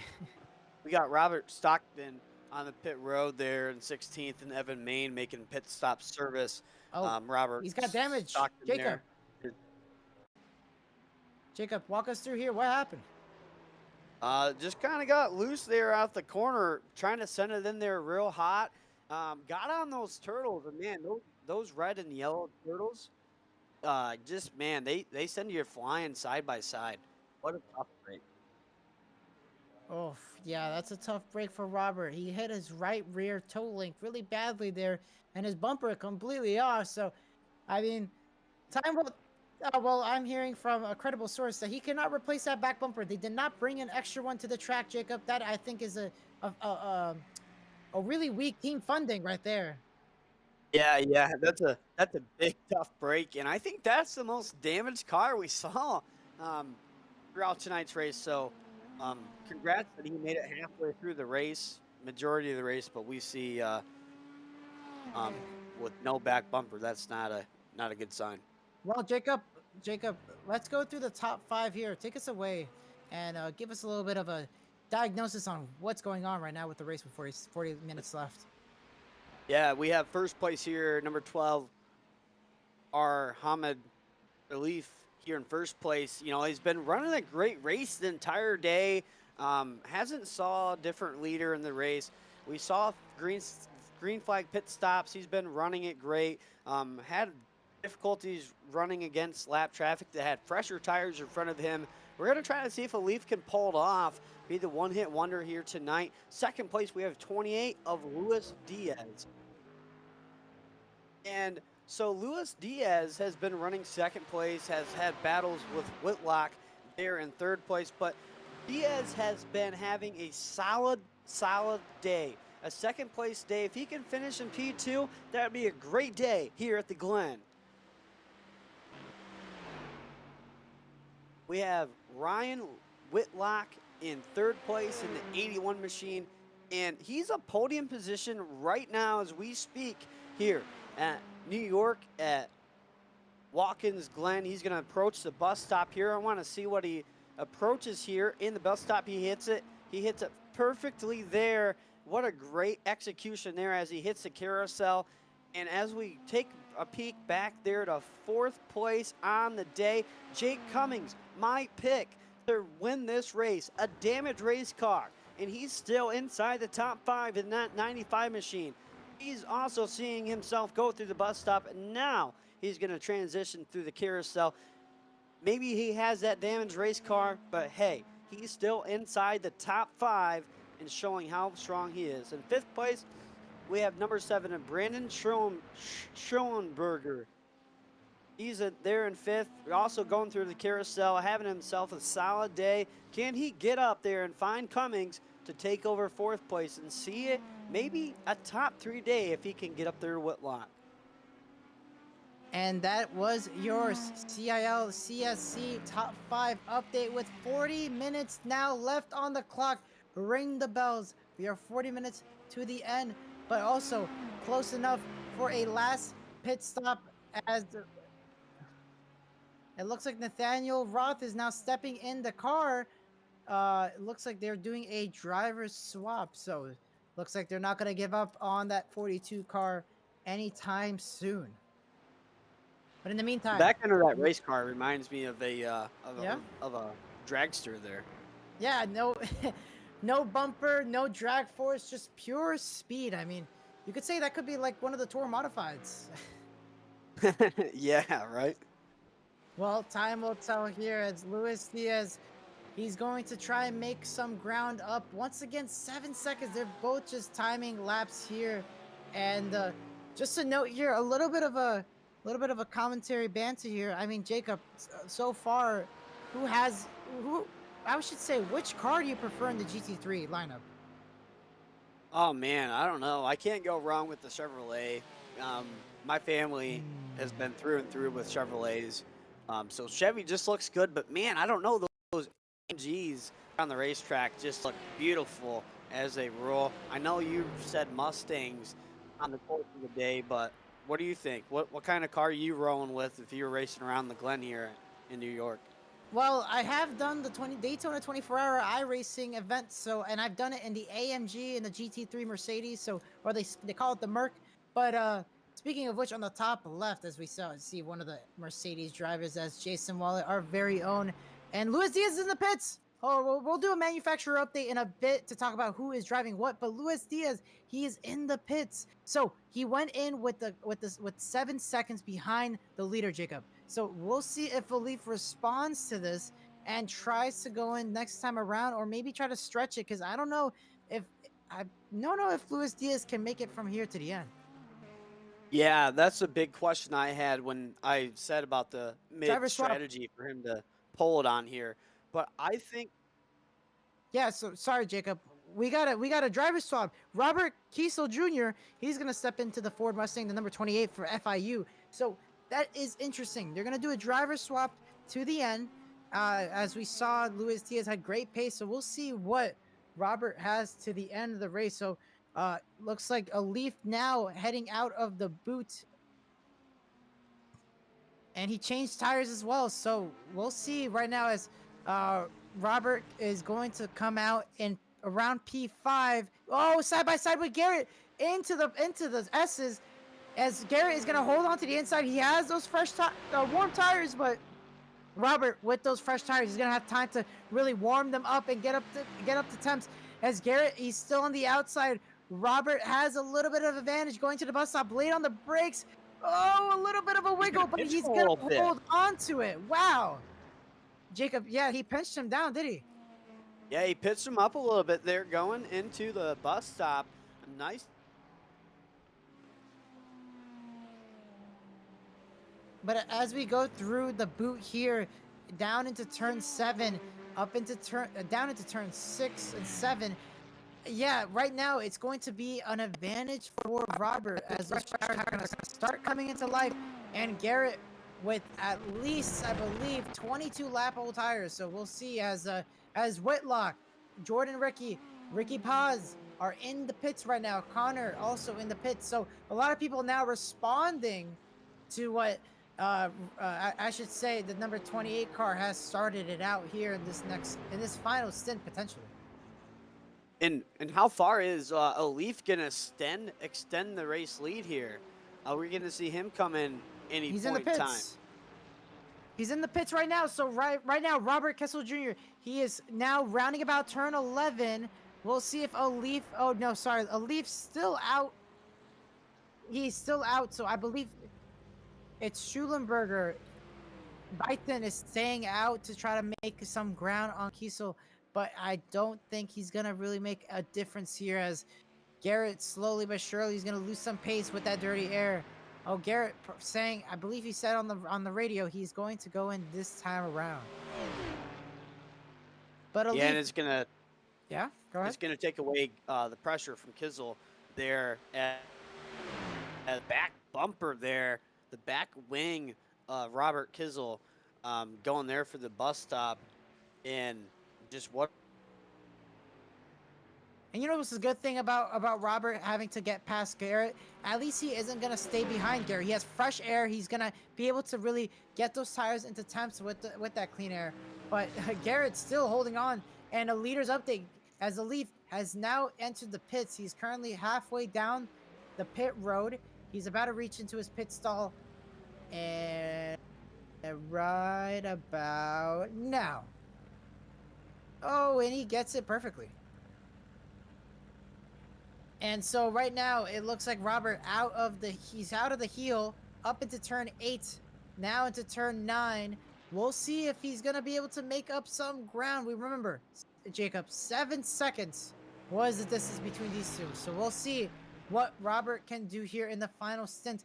Maybe he's the anchor guy for the team, the strong finisher for the race. As now a Leaf has took tires. He's now stepping out of the pits. And Robert now passing the front finish line, the start finish line, and it's 11.4 seconds. Wow! So He lost time. He lost time, 3.5 seconds. How could that happen, Jacob? Wow, I don't know. The pressure has been put on there from fighting to Kiesel there, and man, I don't know. Did they take too long there for the driver swap? Maybe that could be it. You're on to something. That could be it. Driver swap do add on to the time in the pits. So number 28, Robert, is gonna have to really reel in and gain a lot of lap time. I mean, don't be fooled. It does say a Leaf was 1:55 because he was on his out lap. So we can really gauge how well Robert is on pace right now. Is the gap 11.1 seconds. So let's do a little bit of Jake Cummings' update here as he did go into the pits, I believe, and currently tracking, I believe that is 20 seconds behind Ryan Whitlock. So Unless Whitlock or Robert or Alif gets into some sort of lap traffic drama, I believe Jay Cummings for Converse University might not be able to make it on the podium and make a presence. But never say never. You never know, Jacob, what's gonna happen. Yeah.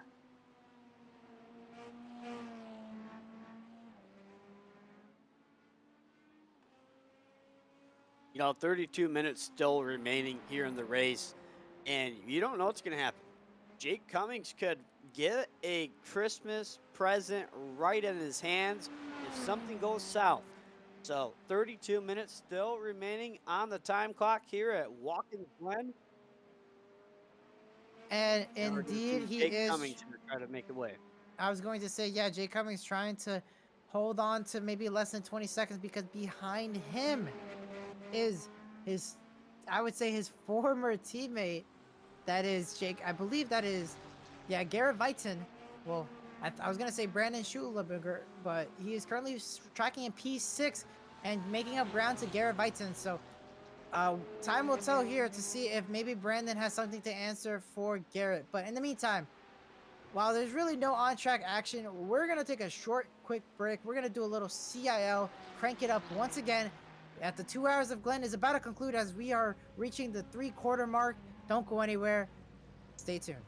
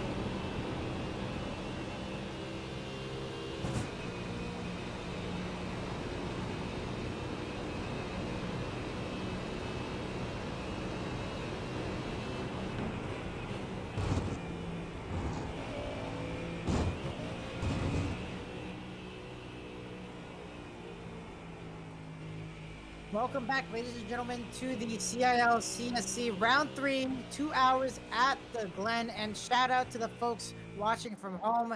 I see you guys in the chat. Sarah Mulligan saying, I'm a Jordan Ricky fan, of course. Go Jordan. Well, Jordan is almost going to be lapped by a Leaf. He's currently 4.2 seconds in front of him. So hopefully he can stay up there. As another person in the chat, my son is driving the number 66. Go, Jake. Let's go, Jake, indeed. So Jacob, so far, right now, we have less than 30 minutes to go. Do we think, imagine less than 30 seconds. I wanted to ask you, Jacob, let's go over the manufacturers. So like, who are the ones performing? You know, there and I want to say the Ford Mustang is the Fords, excuse me, the Fords of Kizzle. Yeah, you know, he's a Ford that's up there amongst two Chevrolets, and we have a Leaf there in fastest car in mankind. What do you think about that? That he's there still in that Leaf? Well, it's interesting to note that the Ferrari of a Leaf just dominating here. Of course, for everybody at home, if you're curious, yes, the balance of power is leveled out for everybody, so no car really has an advantage. It's all about just driving preference, but overall, they are all on an equal playing field. But that, yes, a Ferrari up front, wow. I mean, sometimes that doesn't happen, but sometimes it does. And tonight, Elite is putting it up on the top. As you said, Kiesel in the Ford, and Whitlock Cummings in the Chevrolet. Go Chevy. I am also a Chevy fan. I run the Chevy in the Cup. And you've got Garrett Weitzen in Ferrari. And Schulenberger is in Chevy as well. But I wanted to bring this up, Jacob. Which car out of all these cars, you got the Porsche, the Chevy, the Ford, the Ferrari, the Mercedes, which car sounds the best to you? As right now, we are on board here with Robert in the Ford. And we're going to go through the cars on the yard board to give the viewers a little taste of how the different cars sound. Man, the Fords sound really nice here. I would love to drive a Ford in here. The Chevrolets go even better than that. But off note, we have Wallet that's AMG here in the field, and he's sitting in 12th. So it's cool to see him like being there against other people. Like represent the Mercedes. Yeah, no, almost nobody has decided to run it. I mean, we also have a lone McLaren. I totally forgot in running in P19. You know what? I like the sound of the AMG. I'm gonna go with the AMG for this race. All right.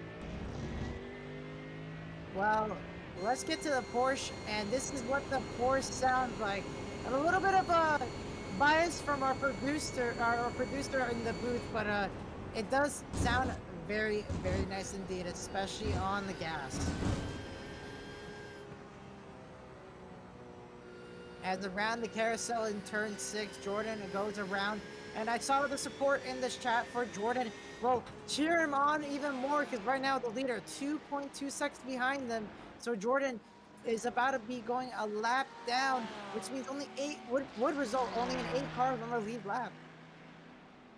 Yeah, that's a heartbreak there.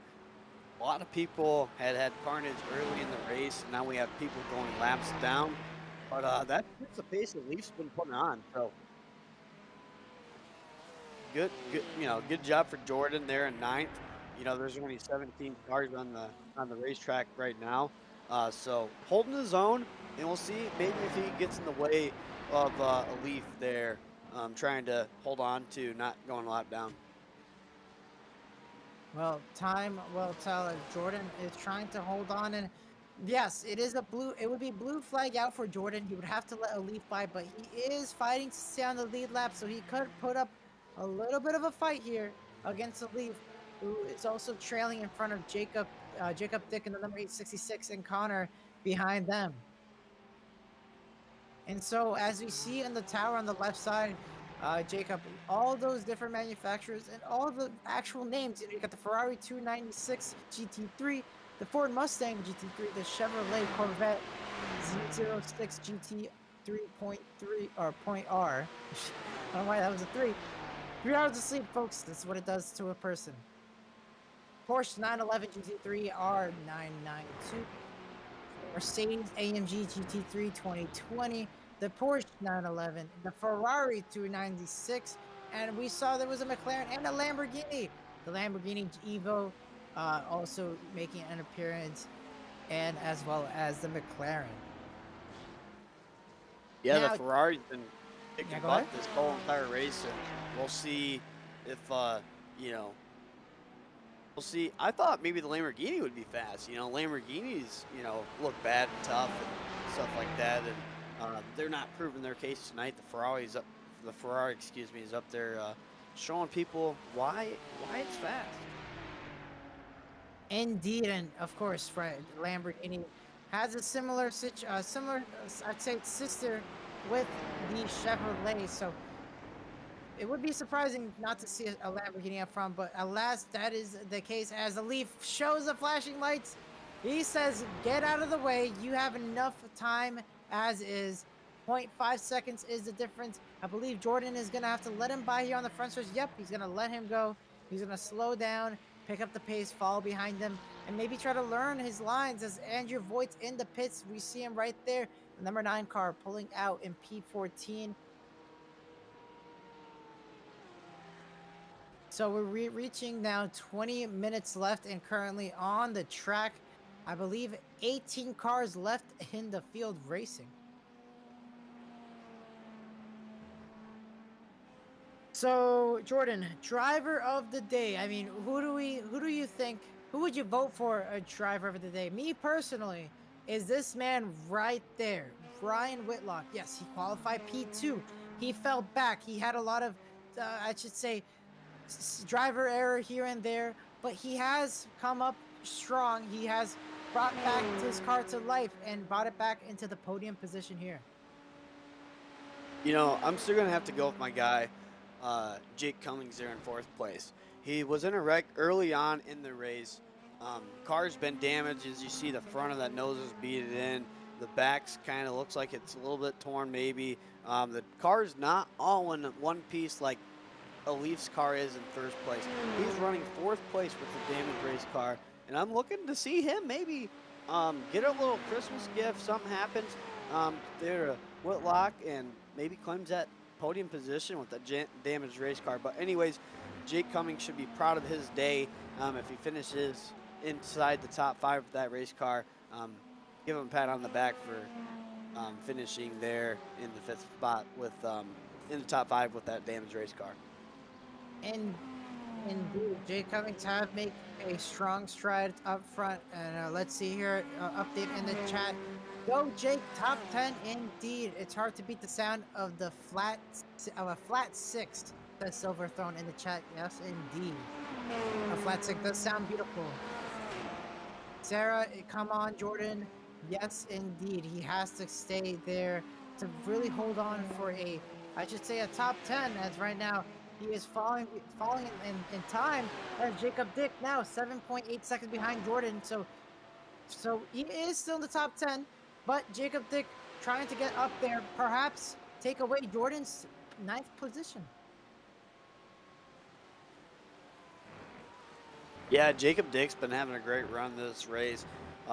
Back there a little bit towards the back and, kind of running his own race as you see him there off the exit of what appears, it looks like the carousel there, setting up for some different things. But, each racer has their own race, and we're excited to see what the end of this race looks like as we approach underneath 20 minutes to go here at the Glen.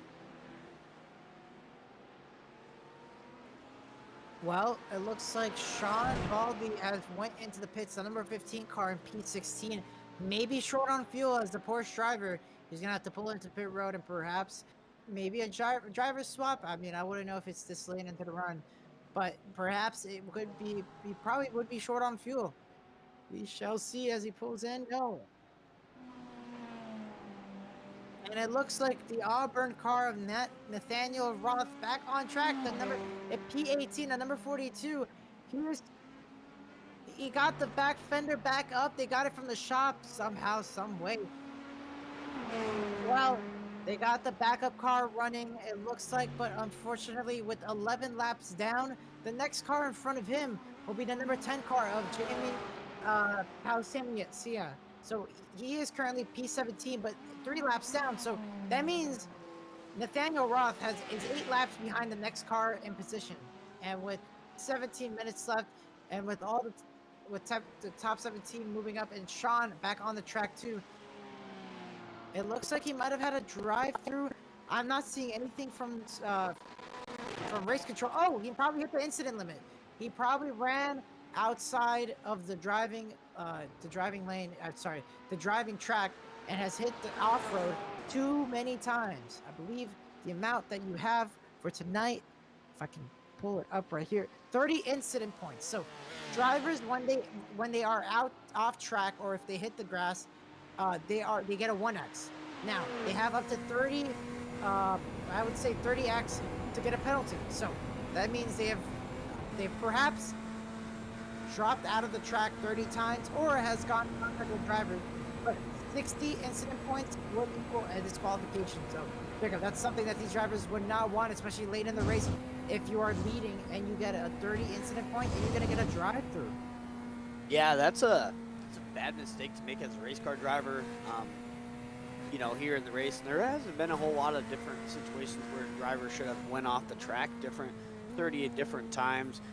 At the start of the race kind of got a little bit physical there, and then the race kind of spread out. But the one thing I want to mention is I wish those guys were at my house, because my yard would have been mowed because of them going through the grass and knocking it down. So I'm excited to see what the rest of this race looks like. But yeah, 30 mistakes is too costly here. You know, and it costs them the race, as you said.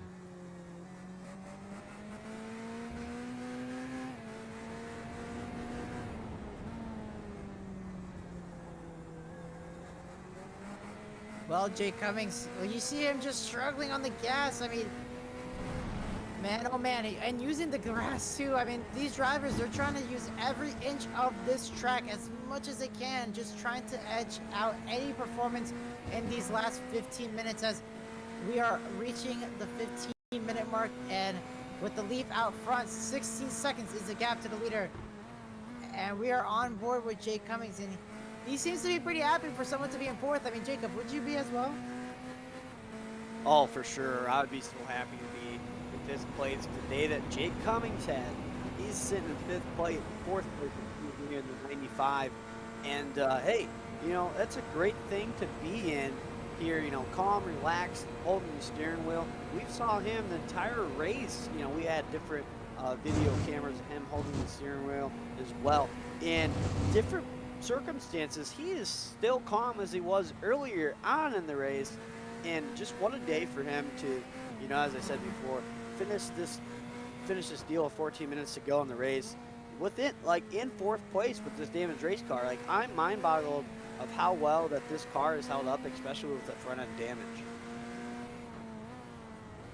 Well, it is certainly going to be a fun night for him if this is how it's going to turn out with all the, I should say, obstacles that he's faced through. But I think he's also happy that the Giga Chats CIL are finishing 4, 5, and 6 with Garrett Viton, Brandon Schulenberger. So it's going to be a fun night for those fellas. I know that for sure. But another person that is having a fantastic night, yet again, are Muhammad Ali in P1. And, you know, we did get a broadcast note here. We did not give him enough love and attention, and that is completely true. But to focus on this man, I mean, Jacob, I gotta do a little bit of glazing here. This man has been at the FIA Motorsports the past month. He won a trophy last night for the Sao Paulo Interlagos Grand Prix. I mean, this man, he could just put him on a track, he'll perform the best he can and adapt like Max Verstappen. Yeah, you know, this driver is such a great driver. My first time looking at, you know, this exact series, this exact type of racing here, with a lead there in first place. And we've even mentioned it too. He had a lot of things going behind him there at Ball State, as there was different camera people around him and stuff like that. And you see him time to time where he's kind of looking left to right, like, oh, this is just my easy Sunday morning drive. And it looks just like that. Look at him in this face. No facial expressions at all. Calm, relaxed with the steering wheel. What a great driver, and what a great way to show Muhammad lead there in third place.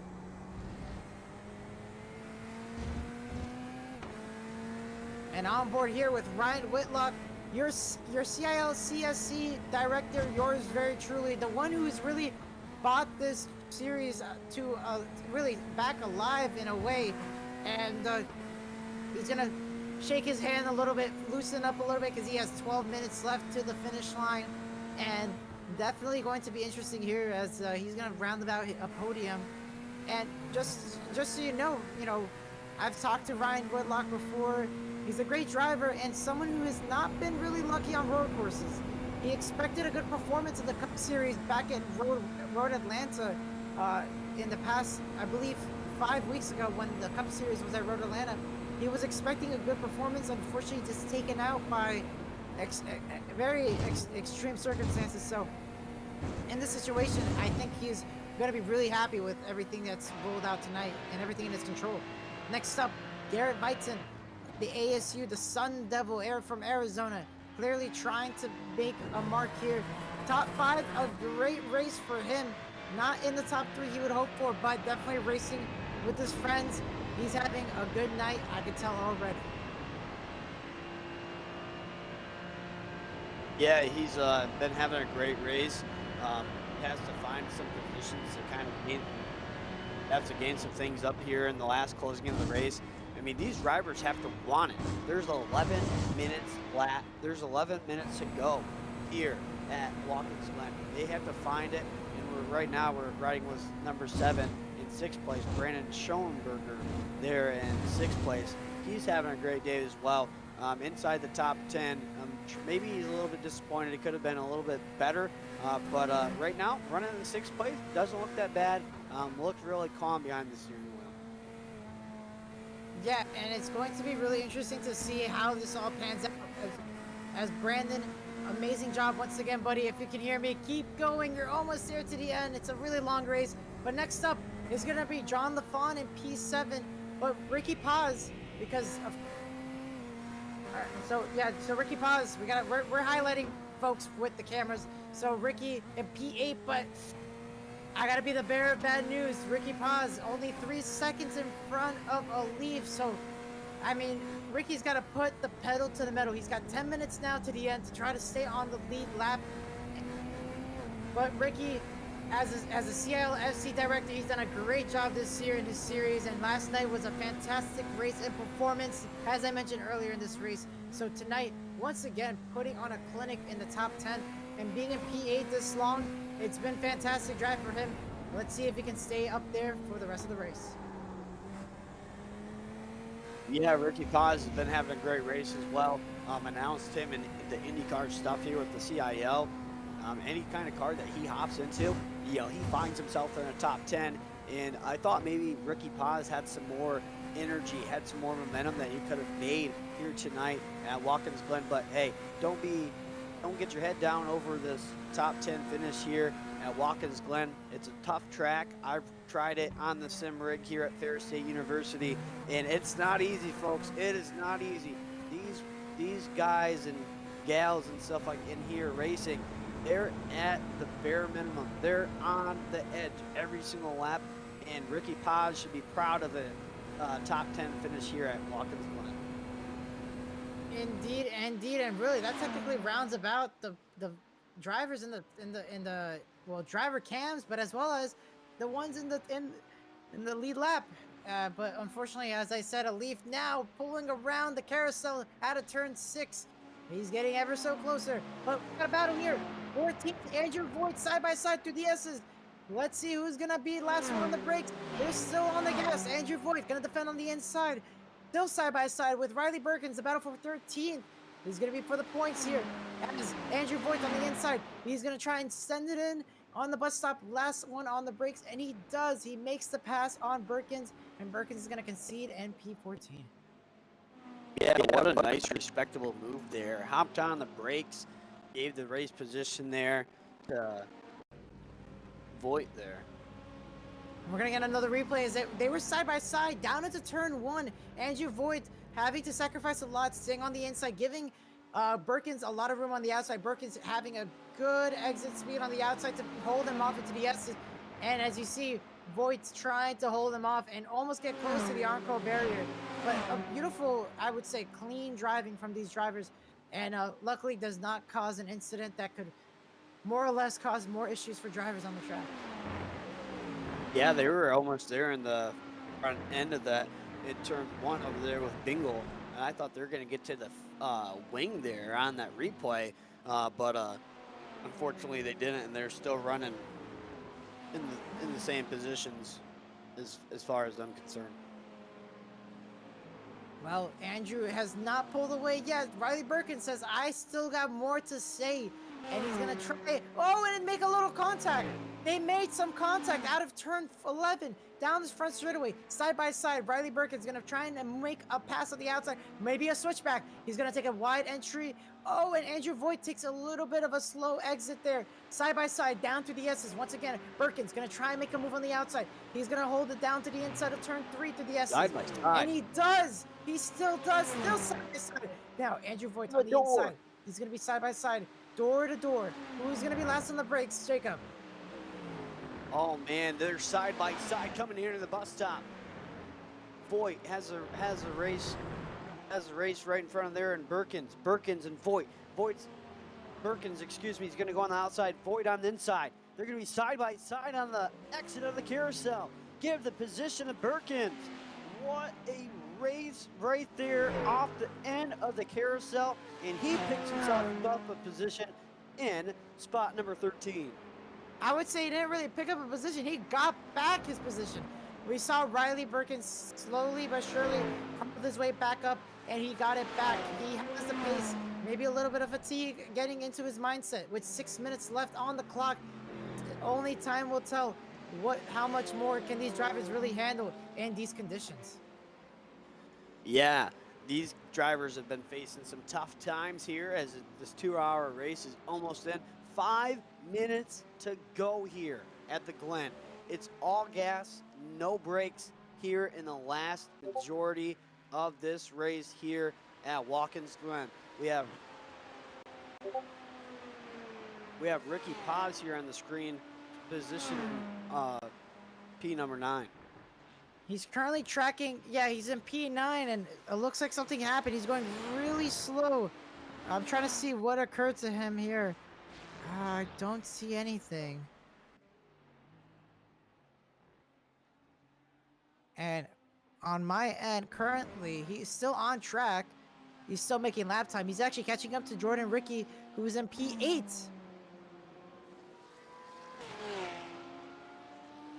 Yeah, we're going to see if this battle can spice up maybe with 5 minutes now on the clock. Go. 4 minutes now. Can this battle heat up by the time it's time to finish this deal here at Watkins Glen? Jordan Ricky Paz. Can they find each other in the closing here at Watkins Glen?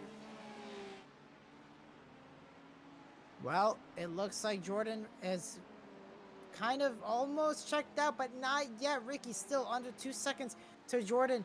He's not giving up yet. So it's just all about really never, like I said, never say never.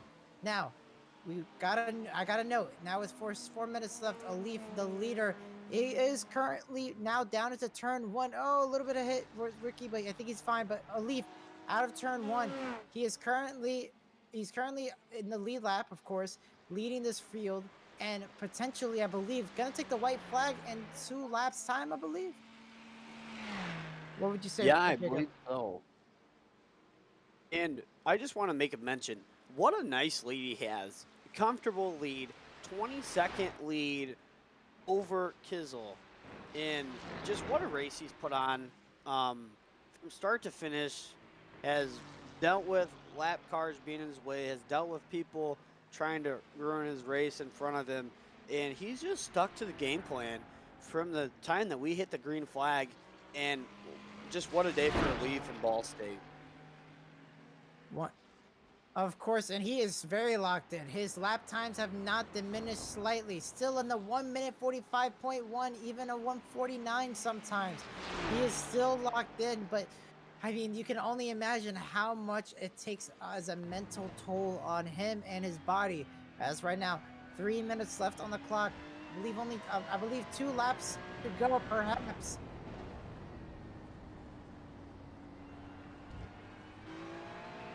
Well, it all depends on how fast the Leaf takes this lap and sees if he can make it instead of 2 to go or 3 to go. As the Leaf rounds about turn 10, down into turn 11. We're going to see if we're going to get an announcement.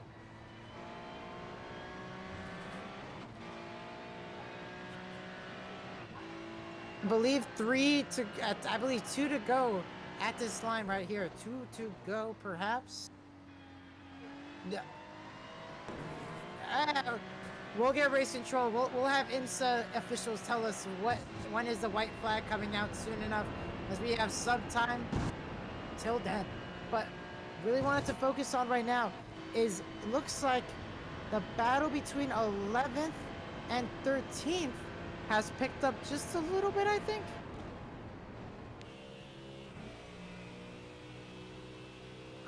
No, 13th and 14th. Yeah, so Riley Birkins and Andrew Voigt have actually separated now down to 2 seconds.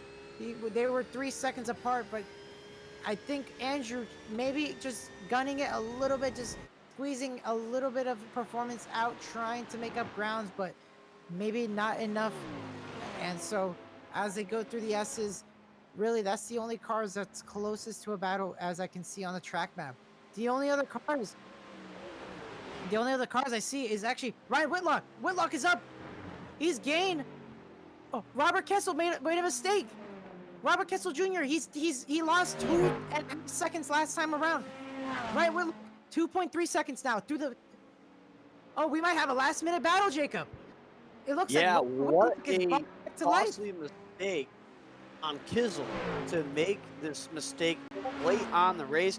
Mentioned to you, he wasn't even in the race more than halfway through.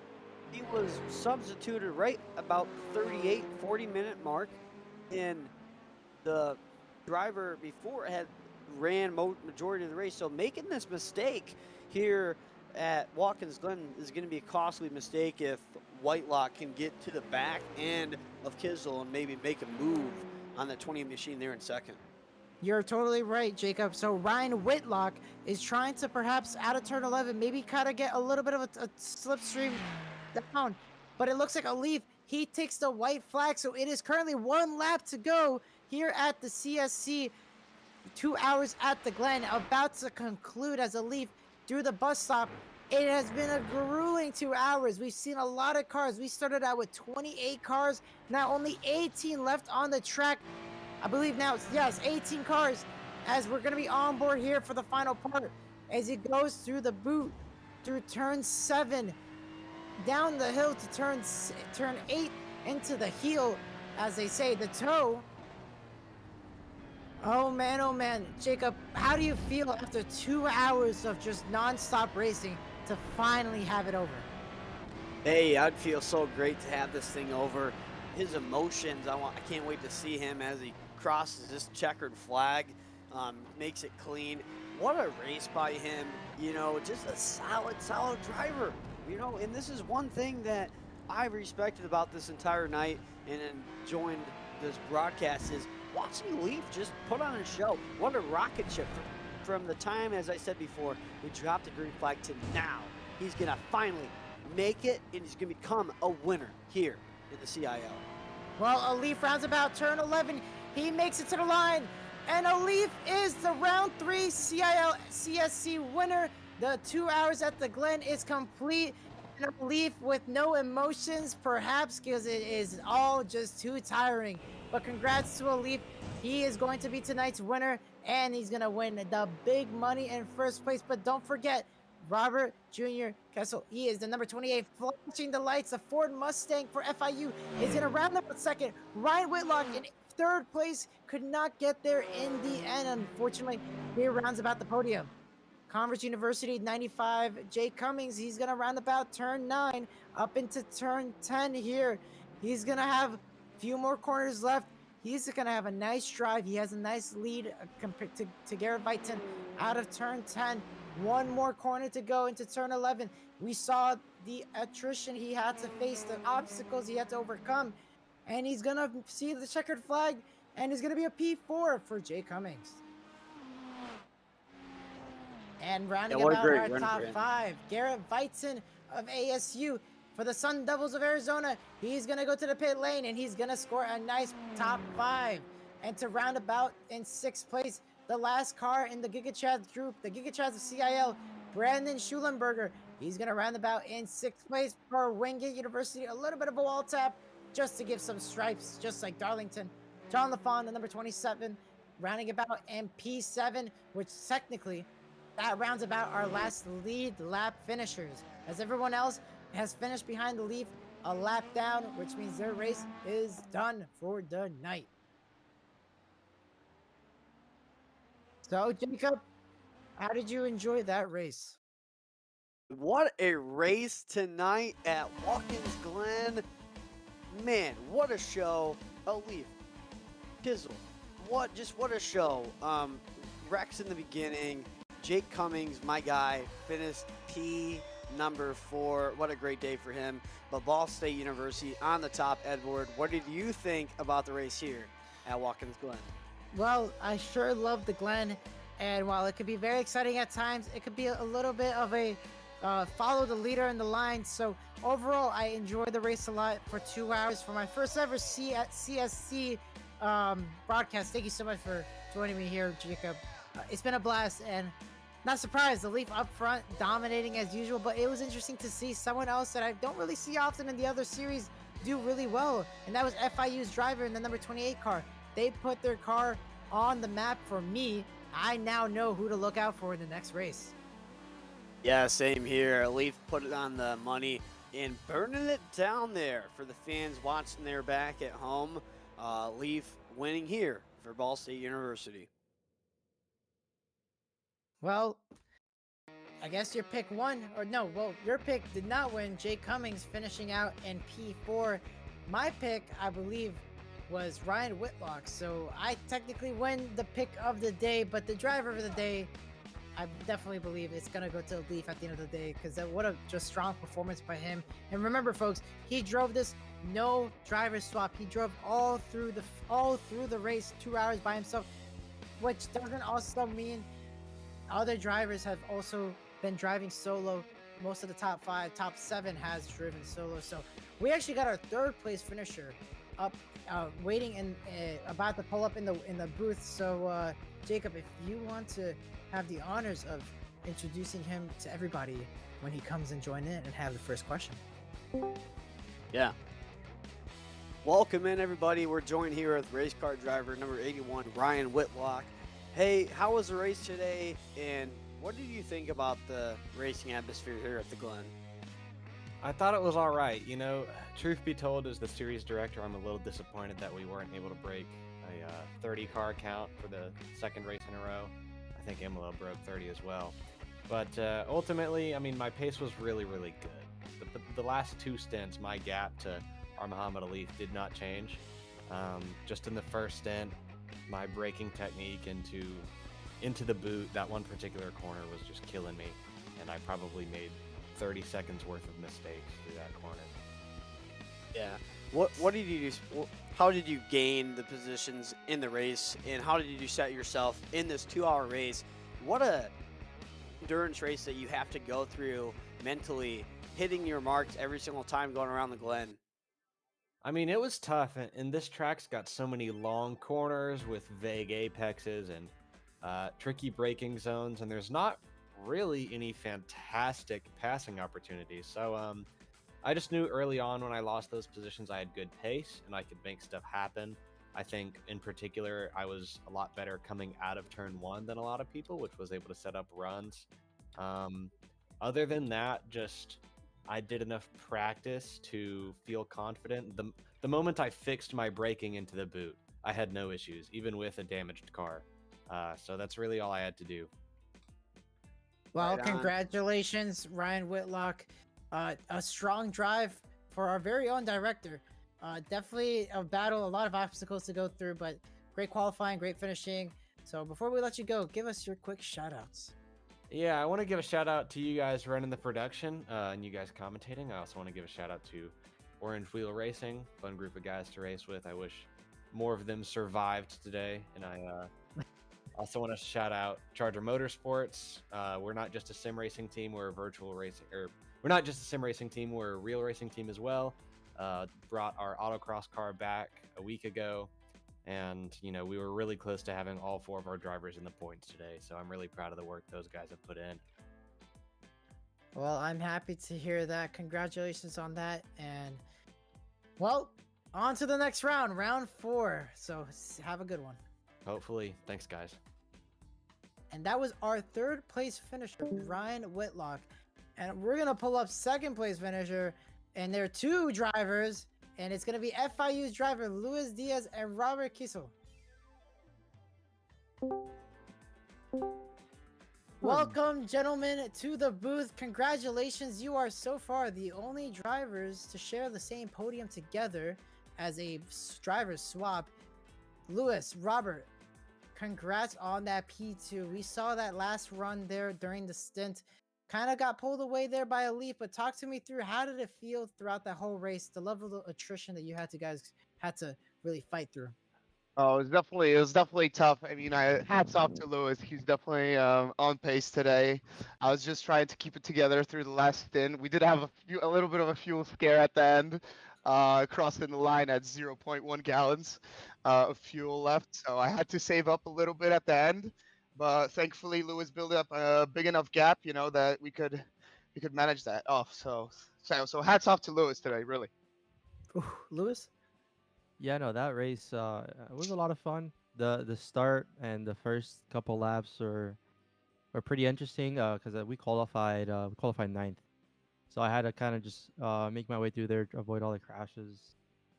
There were a couple close calls, and then I honestly, the race we would have ended up a lot closer to a leaf if I would have saved a little bit, but during my stint, I just got like, I don't know, what's it called, red fever. Like I was just seeing red. I just wanted to catch a leaf because I was like 6 seconds behind him at one point.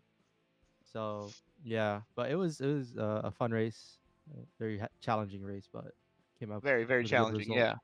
Yeah. By doing this driver change, how did that feel for you guys to know that Diaz, you're gonna give Kizzle his opportunity to show what he has out there in the track for teammates, for both of you to compete here at the highest level and finish in the 2nd spot? Yeah, no, I mean, it helps a lot to have that second driver because throughout all my stints, he was helping me a lot with other drivers' lap times and fuel numbers and setting up my pit stops. So it's definitely a lot easier, I think, than having to do a one-man team. But I think it's more fun being able to switch drivers and share the car. Yeah, definitely we had a good evening today together. Well, a good evening has led to a fantastic finish. You guys will finish 2nd. Before we let you go, give us your quick shout outs.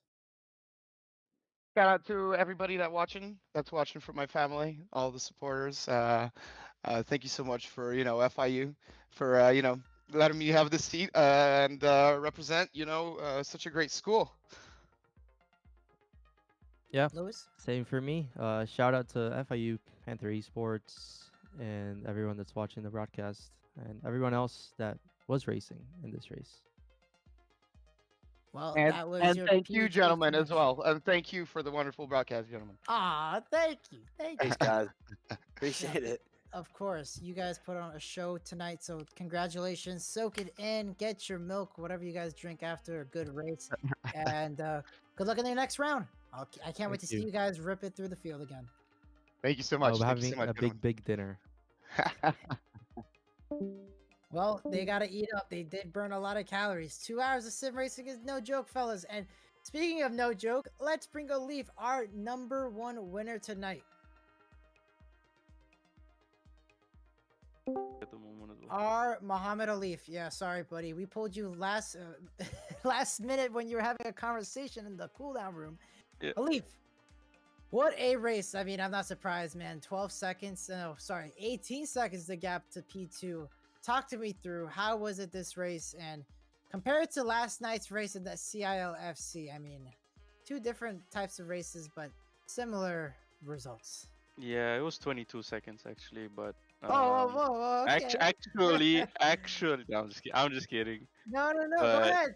yeah, Talk, no, talk on business. it felt brutal to be honest. This one because there's so many long corners, mid to high speed corners. So yeah, the car was great, but it was just me, Luis, and Ryan just trading lap times. I think if you go and watch, it's just us, all of us, just trading lap times. So it was a tricky one. It was a very tight race, but I'm glad we got to win that. Of course, Jacob got a question. I was just gonna want to ask you, how did you hit consistent laps going through the end of the race? 2-hour race. You're gonna be pretty tired, as I said, pretty tired going through at the end of the race. But how did you make those consistent laps to not only make that 22-second lead, but also to get Ball State that win? Yeah, it's just muscle memory, really. It's just going through the flow. I think having driven for so long, even now it still feels tiring, but I think that's how it should be, right? So yeah, at the end I was just trying to keep, because I can see my delta, so I was just every corner was just aiming to hit the delta. So yeah, that's literally how it is. I think you can ask the other drivers; they probably answer the same way. It's you gotta be like a metronome, in a race car, especially in an endurance race. As little mistakes as possible. Even when you're lapping cars, even when you're passing lap cars, you don't want to be losing any time. So I think that's kind of what won us the race, just keeping that consistent pace throughout and making no mistakes. And yeah. Well, it was definitely a race of consistency. We saw we saw your face on the face cam. Just even when there's a lot of things happening behind in the Ball State Esports room, you kept it going straight and kept it on a straight line on rails, I would say. So congratulations. Before we let you go, quick shout out. Big shout out to the Road Academy, which was their first road race tonight. Kelton, who's a oval driver, but his I think his debut in the road, and yeah, and Jake as well. So they finished top 10, which is super huge. Yeah, super huge. So yeah, huge result for them.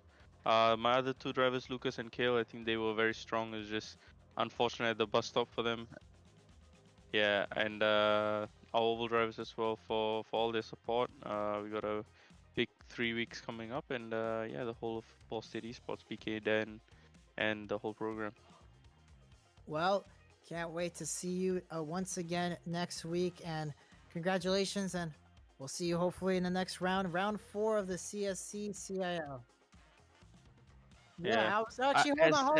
Has that ever been? Is that ever No, happened actually, let me announce it right now. Hold on, folks. This comes in fresh off the press. Our Muhammad Alif officially now has swept all 3 series. Damn you! Monday in the cup. Monday in the cup. So Monday in the Cup Series, you won first place in Darlington. That was no joke. Hard track. Lady in Black was really nice to you. Wednesday, yesterday in Interlagos at Brazil, easily first place there.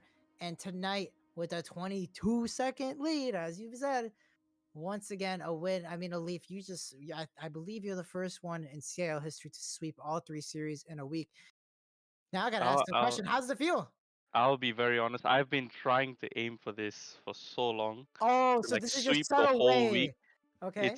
It's been so tough just because of like just like different circumstances. Like you could win, oval, but then the road comes and something happens, or you could win both and then the CSC comes and you just have very bad BOP. So yeah, super happy with that. Finally, to finally get that. Hey, I hope so, right? I don't know if I'm getting this one. Yes, Yeah. we should Okay. be Good. reaching out to you on the. Remember yesterday, you did win Yeah. that nice Yesterday. trophy. Yeah. So, Alif, bring out that broom, start sweeping, because yes, you have swept all 3 series this week. And that makes me wonder, is that why you were so happy on Monday? Not because you were moving on to the playoff. You just thought, okay, 1 out of 3 races. Yeah, I have a is done. chance. I was Yeah, like, when I won Monday, I finally have a chance. Okay, let's go. You had a shot. You Yeah. knew Wednesday it's your race, and Tuesday it is. All right, so let's close Yeah. it up. You gave your quick shout outs already? Yep, I did. And Alright. to the broadcast booth as well for bringing Aw. that up. So yeah. Of Appreciate it. course. Yeah, shout out to Keith, one of the best producers ever. Thank you so much, Alif. See you on the track on Monday, which we're gonna go into our cup schedule soon enough. So take care. Okay, see you guys. All right, well, Jacob, that was our winner of tonight. A dominant performance, but we're gonna have to wrap this up soon because, man, oh man, 3 hours of sleep is catching up to me. And speaking of 3 hours, let's go and talk about the cup schedule because in 3 days, I thought it was gonna be 3 days, but actually it's gonna be in 5 days. I try to be slick with it, Jacob.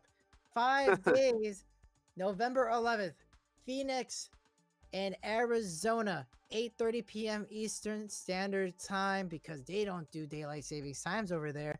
It is going to be a gruesome race. It is the start of the round 8. So elimination has started, and not to toot my own horn, I am one of your fellow round 8 drivers. So Jacob, I hope you're going to be will be motivating me on the sideline. What's going to be Yeah, for I'll next be week in the cheering for FC? you.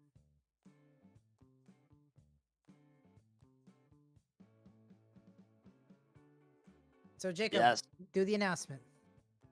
Well, this is it from the CIO. Appreciate everybody. No, Oh, Jacob, talk. The cat's out my of the bad. bag. Where are you gonna be for next Wednesday? Texas Motor Speedway, baby. Yeah. It's bigger in Texas. 8:45 p.m. Eastern Standard Time, November 13th. Catch racing action here on CIO. And CSC is going to Fuji, December 5th for the round 4. We're gonna go to Fuji International, so it is going to be all the way across the globe that we're going. So don't go anywhere because you want to hit that like button and subscribe right now. Hit that notification bell right down there. And before we go, your last thoughts, Jacob. I just really thought this race was a great time here at Watkins Glen. Lots of different people racing around each other, had respectable racing, a lot of great racing moves, and a lot of great strategy. Although the man in the myth, the legend, Ball State driver Alif won the race, not touchable. So Very maybe we'll see him do some battle at Texas too. When we see him there in November 13th. But I'm thankful to be here. Thankful for Ferris State University for giving me the shot to be here. Thanks to my parents as well. And I appreciate everybody out there that helps me get to where I am. And I appreciate a lot to Keith. We're gonna conclude this. It is now over. Round 3 of the CIL CSC has concluded. Thank you everybody so much for tuning in. Love from here, love from Jacob. Thank you guys so much. And thank you, Keith, our producer behind, who made this happen tonight under short notice. Please, Keith in the chat. Anyways, take care, everybody. Have a good night. See you all next week.